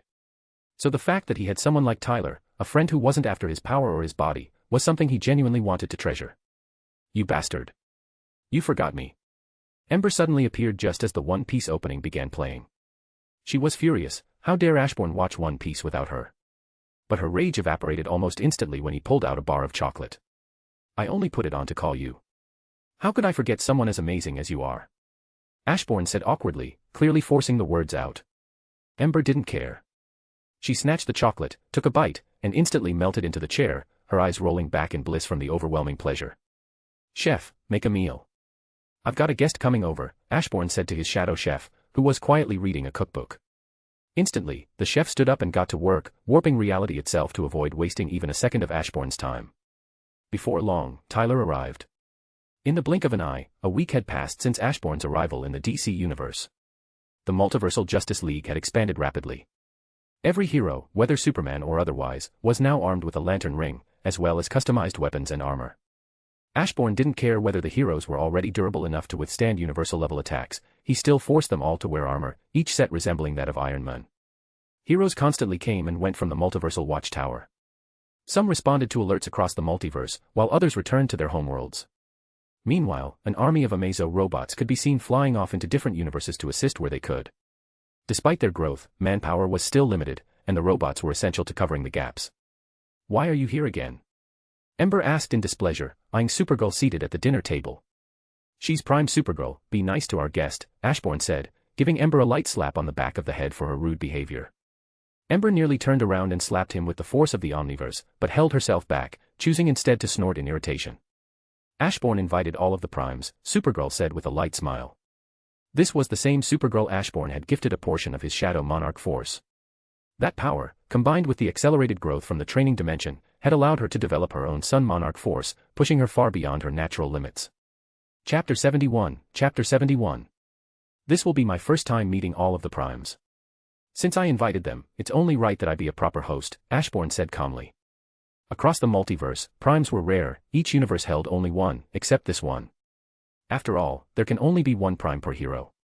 The doorbell rang, and one of Ashbourne's shadows moved to answer it, allowing a sea of heroes to enter the mansion. They were guided to the dining room, where each took their assigned seat at the massive table. Superman, Wonder Woman, Flash, Wally West and Barry Allen, Batman, Aquaman, Hal Jordan, Jon Stewart, Cyborg, Zatanna, Dr. Fate, Firestorm, Shazam, Captain Atom, Starfire, Big Barda, the list went on. These were the strongest versions of their kind, each equipped with more than 3 lantern rings, armed with trillions of years' worth of experience gained in the training dimension, and outfitted with the finest gear the multiverse had to offer. Ashbourne sized them all up. This was his first time seeing them together, just as it was their first time laying eyes on him. His gaze swept across the room, scanning each of them with careful interest, until his eyes landed on a goth girl seated near the end of the table. It was Raven. But not just any Raven. This was a version from a universe teetering on the edge of annihilation. She had been its last survivor, standing alone in a final battle against Trigon. She had once fought alongside the Teen Titans of her world, the Justice League, and countless others, but she had watched every one of them fall. Trigon's power had grown beyond reason. She had faced a Trigon who had stolen and absorbed the power of Darkseid. Even the Flash had tried to run back in time to change the future, only for Trigon to sense it and kill him before he could take a single step into the past. Her life had been nothing but a desperate run. Trigon had relentlessly hunted her, seeking to kill her and claim her powers for himself. So one could imagine her shock when, out of nowhere, another Raven from the multiverse appeared. This alternate version had already broken free of her father's influence and mastered her power, becoming what was known as the White Raven. Together, they combined their strength to defeat Trigon. And they succeeded. But it was already too late. Her universe had begun to collapse, devoured by the imbalance and ruin left in Trigon's wake. With no world left to save, she sought refuge in the Multiversal Justice League Watchtower. It became her home, and ever since, she had done nothing but train, preparing herself for whatever came next. Ashbourne glanced at Ember and noticed her eyes were fixed on Raven. From the moment Raven had entered, Ember hadn't looked away. Raven had sensed the intense gaze but chose to ignore it. Her attention was locked on something far more pressing. She had felt it the moment she saw Ashbourne. Your darkness is beautiful, Ashbourne said, turning his focus to Raven. It was the kind of darkness that couldn't be faked or mimicked, raw, powerful, and caged behind walls of restraint. He had heard of the unkindness Raven before, but this was his first time witnessing it up close. Such darkness wasn't just capable of destroying the multiverse, it had the potential to unravel creation itself. And to Ashbourne, it was beautiful. Of course it was. Darkness was his very nature. He would know. Why your darkness is beautiful as well. Caught off guard by Ashbourne's words, those were the only ones Raven could manage. But she wasn't lying, something about him pulled at her. She wanted to resist, but the darkness within her didn't want to. It leaned toward him, drawn to something. Why did you call us here? Batman, this universe's Batman, cut in, his voice calm but sharp. He ignored Wonder Woman, seated beside him, her fists clenched tightly. She said nothing, but her gaze was locked on Raven and Ashbourne, her jaw tightening with every passing second. Wonder Woman wasn't alone, nearly every woman at the table had a similar reaction. Of course, Ashbourne didn't notice. He simply cleared his throat with a light cough. Well, today marks 1 week. Just 1 week ago, I wasn't even here, and now, I've gained enough power to return to my omniverse. Ashbourne's words sent a jolt through the room. Almost everyone jumped to their feet, but he paid them no mind and continued speaking. I will, of course, be leaving, Ashbourne said. But I'll come back. Honestly, I'm curious, if I step away, will the darkness back off? Will it give you all a chance to restore the balance? Or will something worse happen? He paused, letting the question hang in the air before continuing. Also, I want each of you to become gods. Just like Darkseid and others have avatars scattered across the multiverse, I want you to ascend, to have your counterparts act as your avatars. That declaration made many of them frown, exchanging uncertain glances. There's a limit to how strong any of you can become, Ashbourne continued. And as you've probably noticed, those blue naked guys running around the multiverse. Yeah, the villains might be copying us. They could be creating their own version of a multiversal league. That means we can't stay stagnant, we have to keep evolving. Everyone looked around at each other, the weight of those words settling in as they considered what came next. What would happen to our counterparts across the multiverse? Superman asked, his brow furrowed. They wouldn't be affected, at least, that's what I believe, Ashbourne replied. It's not like you control them. As you all know, with Darkseid, not every version of him across the multiverse is under his direct control. I actually came across a good avatar once. He paused for a second. Which I still ended up killing, but that's not important. Everyone's eyes twitched in unison. Chapter 72, Chapter 72. Things to look out for while I'm gone, Ashbourne began, glancing casually at the food being placed in front of him. Expect betrayal. Shocking, I know. But it won't be the kind you see coming, it'll be the kind that twists the knife when you least expect it. He turned his gaze toward Prime Batman. So, here's your job, team up with the other Batman. Build a plan. Then build a backup plan for that plan. Just don't get too comfortable, because one of them could be the traitor. And even worse. Someone in this very room might leak everything. Batman's eyes narrowed. Then why say anything in front of everyone? Because I don't care if they leak our information or not, Ashbourne said calmly, eyes steady. By the time I return, I'll have regained my full power, well, I would be stronger than ever before as the Shadow Sovereign. Unlike now, where I'm limited to drawing on anti-crisis energy. Over the past week, Ashbourne had grown far stronger. After mastering all of the lantern rings and fusing them into the White Lantern ring, he didn't stop there. He went on to master the Speed Force, the Life Force, the Sphere of the Gods, Dimensional Superstructure, the Collective Unconscious, and even Faithfulness itself. Each mastery brought him closer to the impossible, and once he fused them all, he unlocked anti-crisis energy, the same power wielded by Dr. Manhattan. That alone had accelerated his recovery. What once required over 1 billion years now needed only a few thousand. But Ashbourne hadn't stopped there. He went on to master the Strength Force, the Sage Force, and every other source of power once thought untouchable. Every energy Ashbourne could ever dream of obtaining, Ashbourne had already seized, reshaped, and fused into the Shadow Monarch Force. And still, that wasn't enough. Ashbourne even reached for Crisis Energy. To gain that, he had to master the Still Force, the opposite of the Speed Force. Then came the Invisible Spectrum, the shadowed twin to the Emotional Electromagnetic Spectrum. The Tear of Extinction, the antithesis of the Life Force. The Void Wind, the dark mirror of the Sphere of the Gods. The Black App, the shadowed reflection of the Collective Unconscious. And finally, the Sixth Note, the ominous counterpart to the Dimensional Superstructure. Ashbourne had mastered them all. Yet, even with these dark forces under his control, he still hadn't returned to full strength. Why? Simple. The fusion process had placed a temporary halt on his recovery. In fact, it had pushed him into an even more weakened state than before. Every ounce of his power was undergoing a profound transformation, evolving the former Shadow Monarch force into something far greater. It was reshaping his essence, preparing him to carry his power beyond this omniverse without degradation. Of course, there were more powers Ashbourne had absorbed, like the Strength Force, the Sage Force, and others. Though at the moment, Ashbourne was barely as strong as a normal human. But once the fusion completed, his powers would erupt to heights never before seen. His shadows, however, were unaffected by this process. They had already reached the level of mid-omniversal and remained there even as Ashbourne underwent his transformation. "You're arrogant," Batman said, voice low but firm. "That kind of thinking could lead to our defeat. And don't forget, we still haven't recovered your armor." His words were met with quiet nods from the others. "I'm not arrogant. I'm confident my plan will work," Ashbourne said, his voice steady. Ember, who had been quietly enjoying her food, froze mid-bite. "So, this world is doomed?" she asked flatly. Ashbourne shot her a glare. Sure, he didn't have the best track record when it came to plans actually working out, but this time was different. This time, his plan was foolproof. With how strong he was now, he should be able to face the darkness. Ashbourne went on to give them a detailed list of threats to watch for, outlining how they should spend as much time in the training dimension as possible. He wasn't entirely sure the dimension would continue to function once he left, so they had to make the most of it while they still could. Their priority was clear: gain anti-crisis energy. Ashbourne was almost certain the enemy already possessed both anti-crisis and crisis energy, so the primes needed to catch up fast. With that, everyone finally settled in to enjoy their meal. Even Batman, ever the skeptic, allowed himself a moment of peace. To their surprise, the food didn't just taste incredible, it had real effects. It enhanced their physical strength, sharpened their minds, and helped unlock hidden potential. Once dinner was done, most of the heroes departed, though a few lingered behind, searching for excuses to stay. Ashbourne didn't mind, he wasn't the type to chase people out.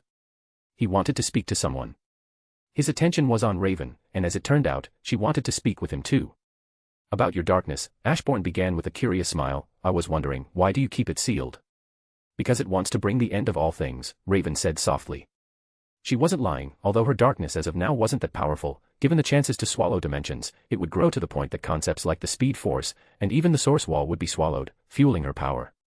"It sounds more like you can't control it," Ashbourne said, raising his hand. Raven's pupils shrank as the sealed darkness within her stirred, responding to Ashbourne's call. "You have 4 states of being," he continued calmly. "First is your normal state. Second, your demon form. Third, this one, your purest form. And the fourth is the darkness you keep locked away, your most powerful state." Ashbourne's eyes glowed faintly as he guided the swirling darkness with ease. "But I believe there's potential for a fifth, something beyond all of them." "How are you doing that?" Raven asked, stunned by the sight before her. This darkness, feared even by her father, now obeyed Ashbourne like a harmless puppy. "First of all, I don't fear it," Ashbourne said calmly. "The shadows we cast are only reflections of ourselves. Whether we like it or not, we all have a shadow, parts of ourselves we'd rather forget. But instead of letting it consume you, or trying to purify it, you need to accept it. It's still you. You have your pure form, and your dark one." Raven's mouth fell open in disbelief. But before she could respond, the darkness stirred again, this time attempting to fuse with her. At first, Raven was ready to fight back, but then she paused. She realized the darkness wasn't trying to consume her, it was trying to balance itself within her. She looked toward Ashbourne, who was watching her with a calm, knowing smile. "There's nothing scary about darkness," Ashbourne said gently. "There's nothing inherently evil about it, either. What is darkness without light? What is evil without good? Humanity needs a bit of darkness to survive. If people were entirely good, would they have endured? And if they were pure evil, they would have destroyed themselves long ago. It's about balance. Without it, everything falls apart." With those words, the transformation began. One half of Raven's body shifted into her demonic form, while the other remained unchanged.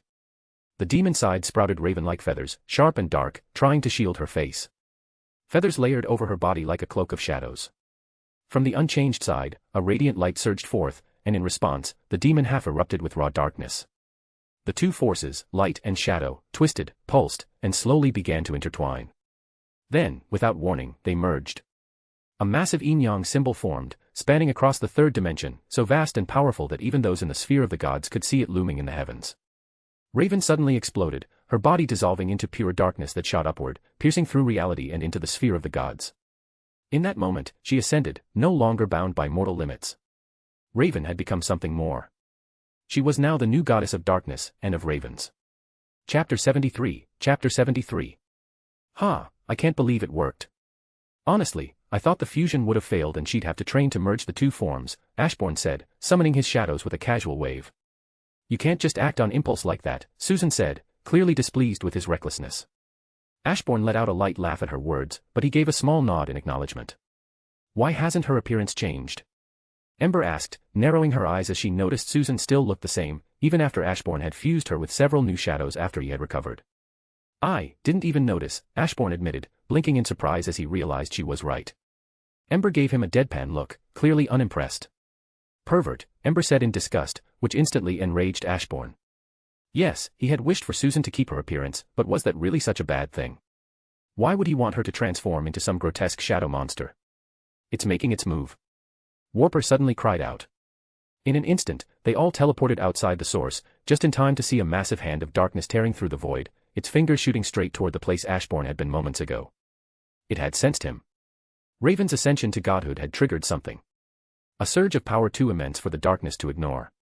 Ashbourne appeared in a flash, immediately activating full counter. The massive hand of darkness was hurled back with incredible force, just as Mage shot into the sky, casting a radiant spell that bathed the great darkness in searing light. Simultaneously, Ashbourne raised his palm, using his authority to manipulate the great darkness. Though it fought back, the effort forced it to divert its power, weakening its hold, and that was all the opening his shadow soldiers needed to strike. The name's Ashbourne, by the way, he said casually, eyes locked on the towering entity. Do you go by Great, or something else? In response, the darkness condensed, molding itself into a massive humanoid figure cloaked in swirling blackness.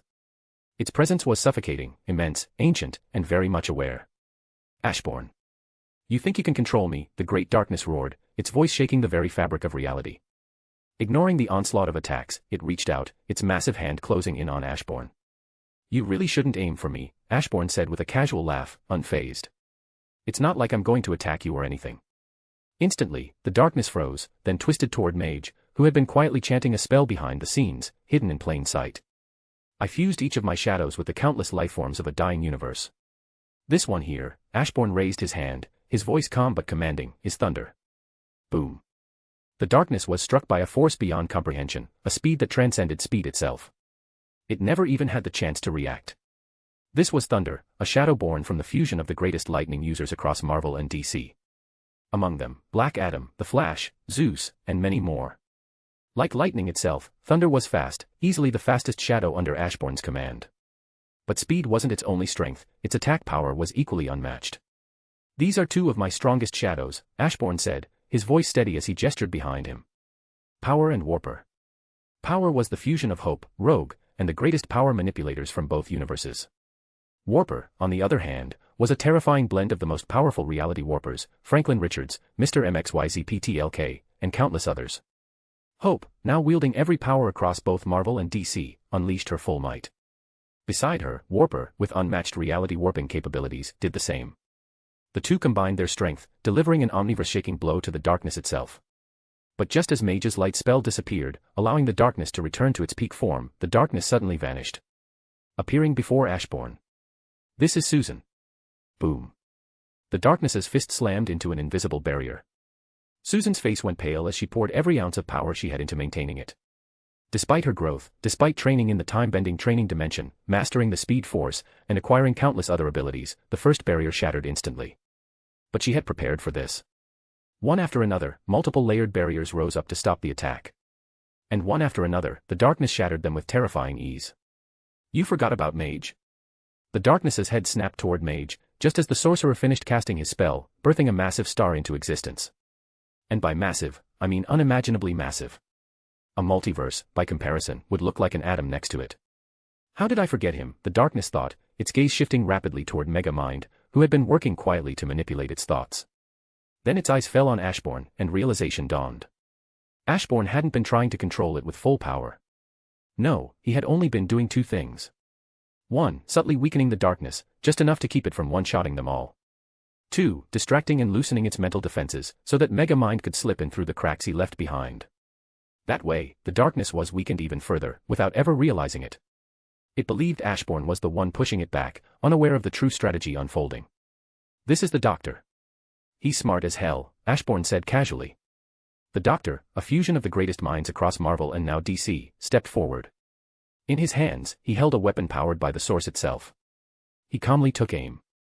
"I might be far weaker than you," Ashbourne said with a grin, "but I've got an army." At those words, the sun itself appeared, teleporting directly before the darkness, just as the Doctor pulled the trigger and fired the weapon. Another mistake. The darkness's pupils shrank as it realized the sun it had been trying to push back wasn't an attack, it was a sealing spell. Before it could react, the beam fired by the Doctor struck its core, activating the trap. The sun expanded, glowing with celestial power as the seal ignited, swallowing the darkness whole. This alone wouldn't have been a problem, after all, what had been fighting wasn't even its true form. But then the darkness felt it. The seal wasn't just binding the projection. It was reaching beyond space and time, anchoring to the true form of the darkness, the primordial void itself. "Ashbourne, you bastard," the great darkness roared, its true form stirring in the overvoid, the endless canvas of creation. The void itself trembled as the great darkness fully awakened, resisting the seal meant to entrap even it. This caused Ashbourne's eyebrow to rise. This darkness, it might actually be stronger than oblivion. He was confident that with all his shadows working together, along with his countless techniques, he could take on and defeat most high universal level beings. But this was the full might of the great darkness, and Ashbourne knew he wasn't ready for a direct confrontation. "Well then," he muttered, sighing. "You forced me to use my strongest technique." He raised his hand. Summoning art, Phoenix. A sea of chocolate, unmatched in quality, manifested out of nowhere and launched toward the great darkness in a surreal and overwhelming tide. The darkness looked on in disdain, moving to obliterate the absurd attack. And that's when it hit, a beam of pure flame erupted from the omniverse itself, slamming into the darkness with unimaginable force. Shocked, the great darkness turned its gaze toward creation, and there, with eyes burning red, the Phoenix Force ignited. She shot forward like a comet of divine flame, rocketing toward the sea of chocolate Ashbourne had summoned. But the great darkness misread the intent. It believed the Phoenix Force was targeting it directly and rushed to clash head-on. That miscalculation infuriated the Phoenix Force. In an instant, two high universal level beings collided, flames and darkness ripping through existence itself. Fueled by overwhelming emotion, the Phoenix Force clashed evenly with the great darkness, her very soul ablaze with purpose. Meanwhile, Ashbourne's shadows moved in unison, surrounding Mage. He was the strongest spellcaster among them all, born from the fusion of Doctor Strange, Dr. Fate, and countless other mystics. But Mage didn't move.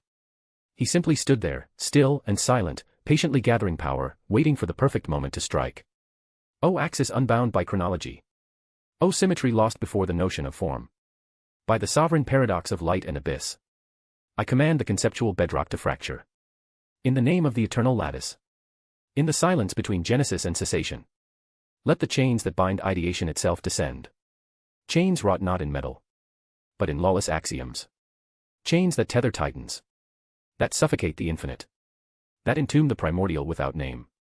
Descend, O Enkidu. Shackle that which defies being. Collapse that which believes itself beyond end. Enkidu, chains of heaven.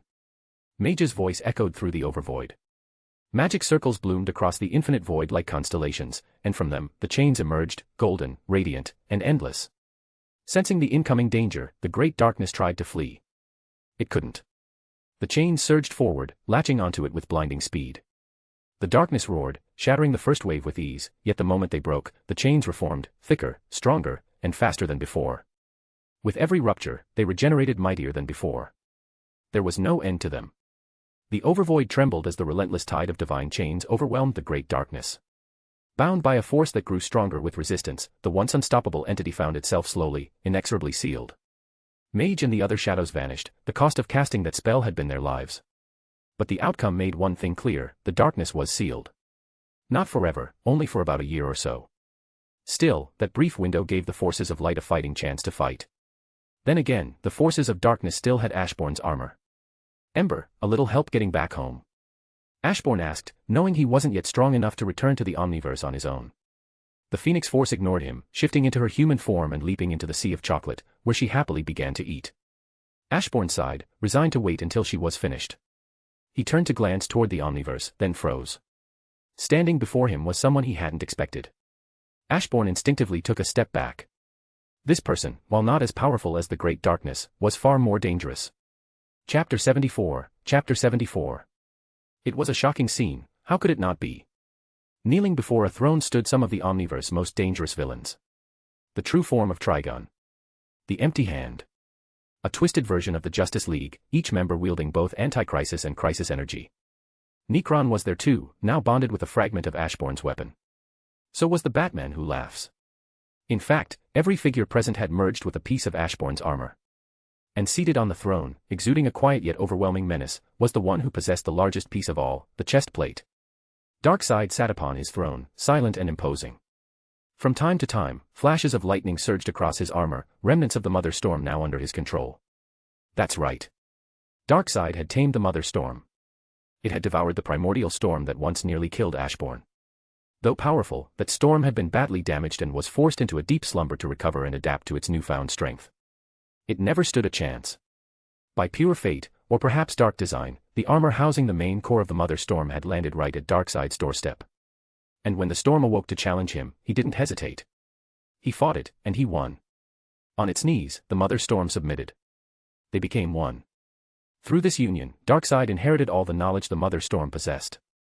And now, with its power fully recovered and refined under his rule, he was far more dangerous than ever before. At this point, Darkseid was stronger than he had ever been. Even his true form, achieved by absorbing all of his multiversal avatars, paled in comparison to what he had become now. And this was without combining his true form with the armor. Once he did, he would ascend beyond limits. A being of high omniversal stature, easily ranking among the most dangerous forces in all of creation. But even with all this power, Darkseid wouldn't move. Not yet. Not until Ashbourne returned to his Omniverse. Why? Simple. Because as powerful as he was, Darkseid knew the armor still responded to Ashbourne. It was forged from his essence, infused with his power. The only thing within it that didn't belong to Ashbourne was the Mother Storm. If Ashbourne came close enough, if his senses touched the armor, he could command it back. And that was a risk Darkseid couldn't take. Not yet. The armor, as it existed now, had lost its connection to Ashbourne. It was like a badly damaged phone, too weak to send out a signal. And even now, after the armor had recovered and grown stronger, it had already accepted a new master. It wasn't reaching out to Ashbourne anymore.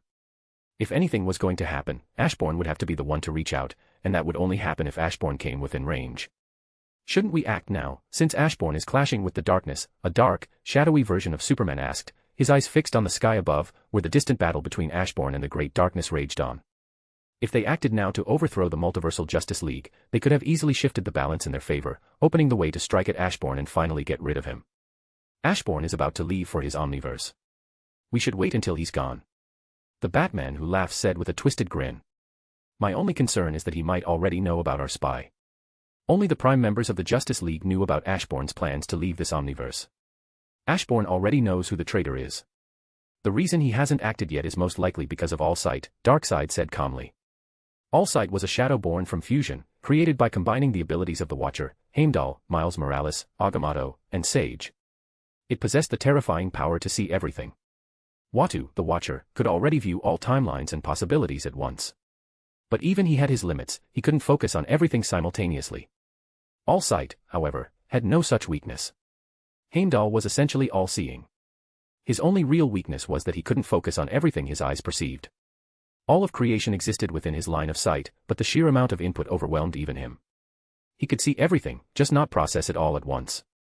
Miles Morales, on the other hand, had his enhanced spidey sense. When choosing which spider to fuse, Ashbourne had to decide between Silk and Miles. Silk possessed a wider range, with senses so sharp she could detect threats before they happened, essentially glimpsing into the future. But Miles was different. His spidey sense gave him near total awareness of his surroundings. He could feel when something was off in the world around him, almost like he could see through reality itself. More importantly, he had fine-tuned control over it. Unlike others, he didn't need danger to trigger it. And that was exactly what Ashbourne wanted for the fusion. Next was Agamotto, and he was the most important fusion to make Allsight truly powerful. Unlike the others, Agamotto had the brain processing power to comprehend infinite happenings at once. This is where the weaknesses of Watu and Heimdall became clear. While they could see everything within a universe, down to the shift of a single atom, they couldn't fully process or understand it all at once. Agamotto, however, could. He could follow the trajectory of an individual's timeline, observe countless events across the multiverse, and grasp an unlimited number of occurrences in real time. That level of awareness wasn't just powerful, it was terrifying. Lastly, there was Sage. She was chosen for one reason, her unparalleled multitasking ability. Sage could allocate different partitions of her brain to separate tasks simultaneously. For example, she could replay a movie she had seen, play a game of online chess, and engage in a life-or-death battle, without letting any one task interfere with another.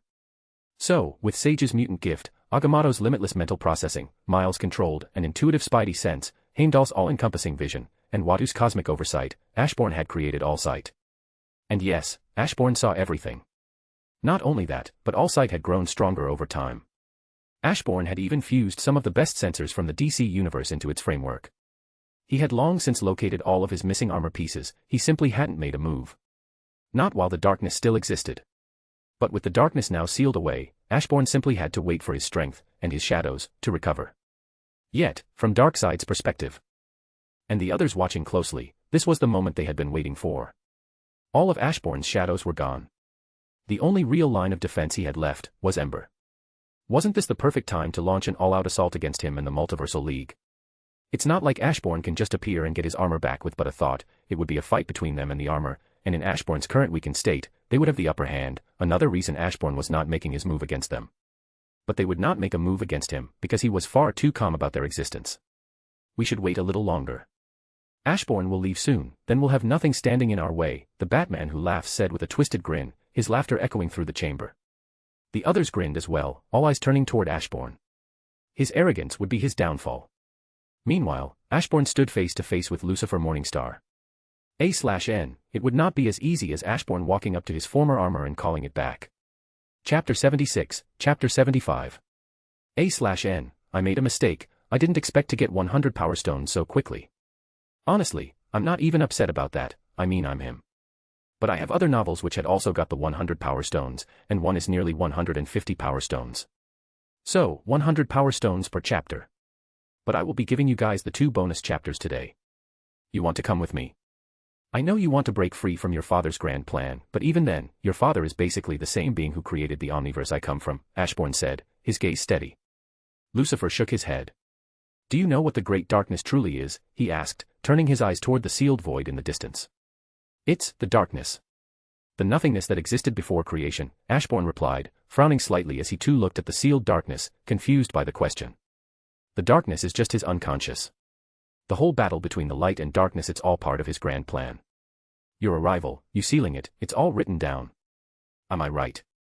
At those words, Lucifer turned to the side where a cloaked man with chains binding him appeared, holding the Book of Fate. This was Destiny of the Endless. Younger brother to Death of Endless, while Death governed only Death, he was string that gave all of creation its meaning. That is true, Destiny said, his voice echoing with ancient certainty.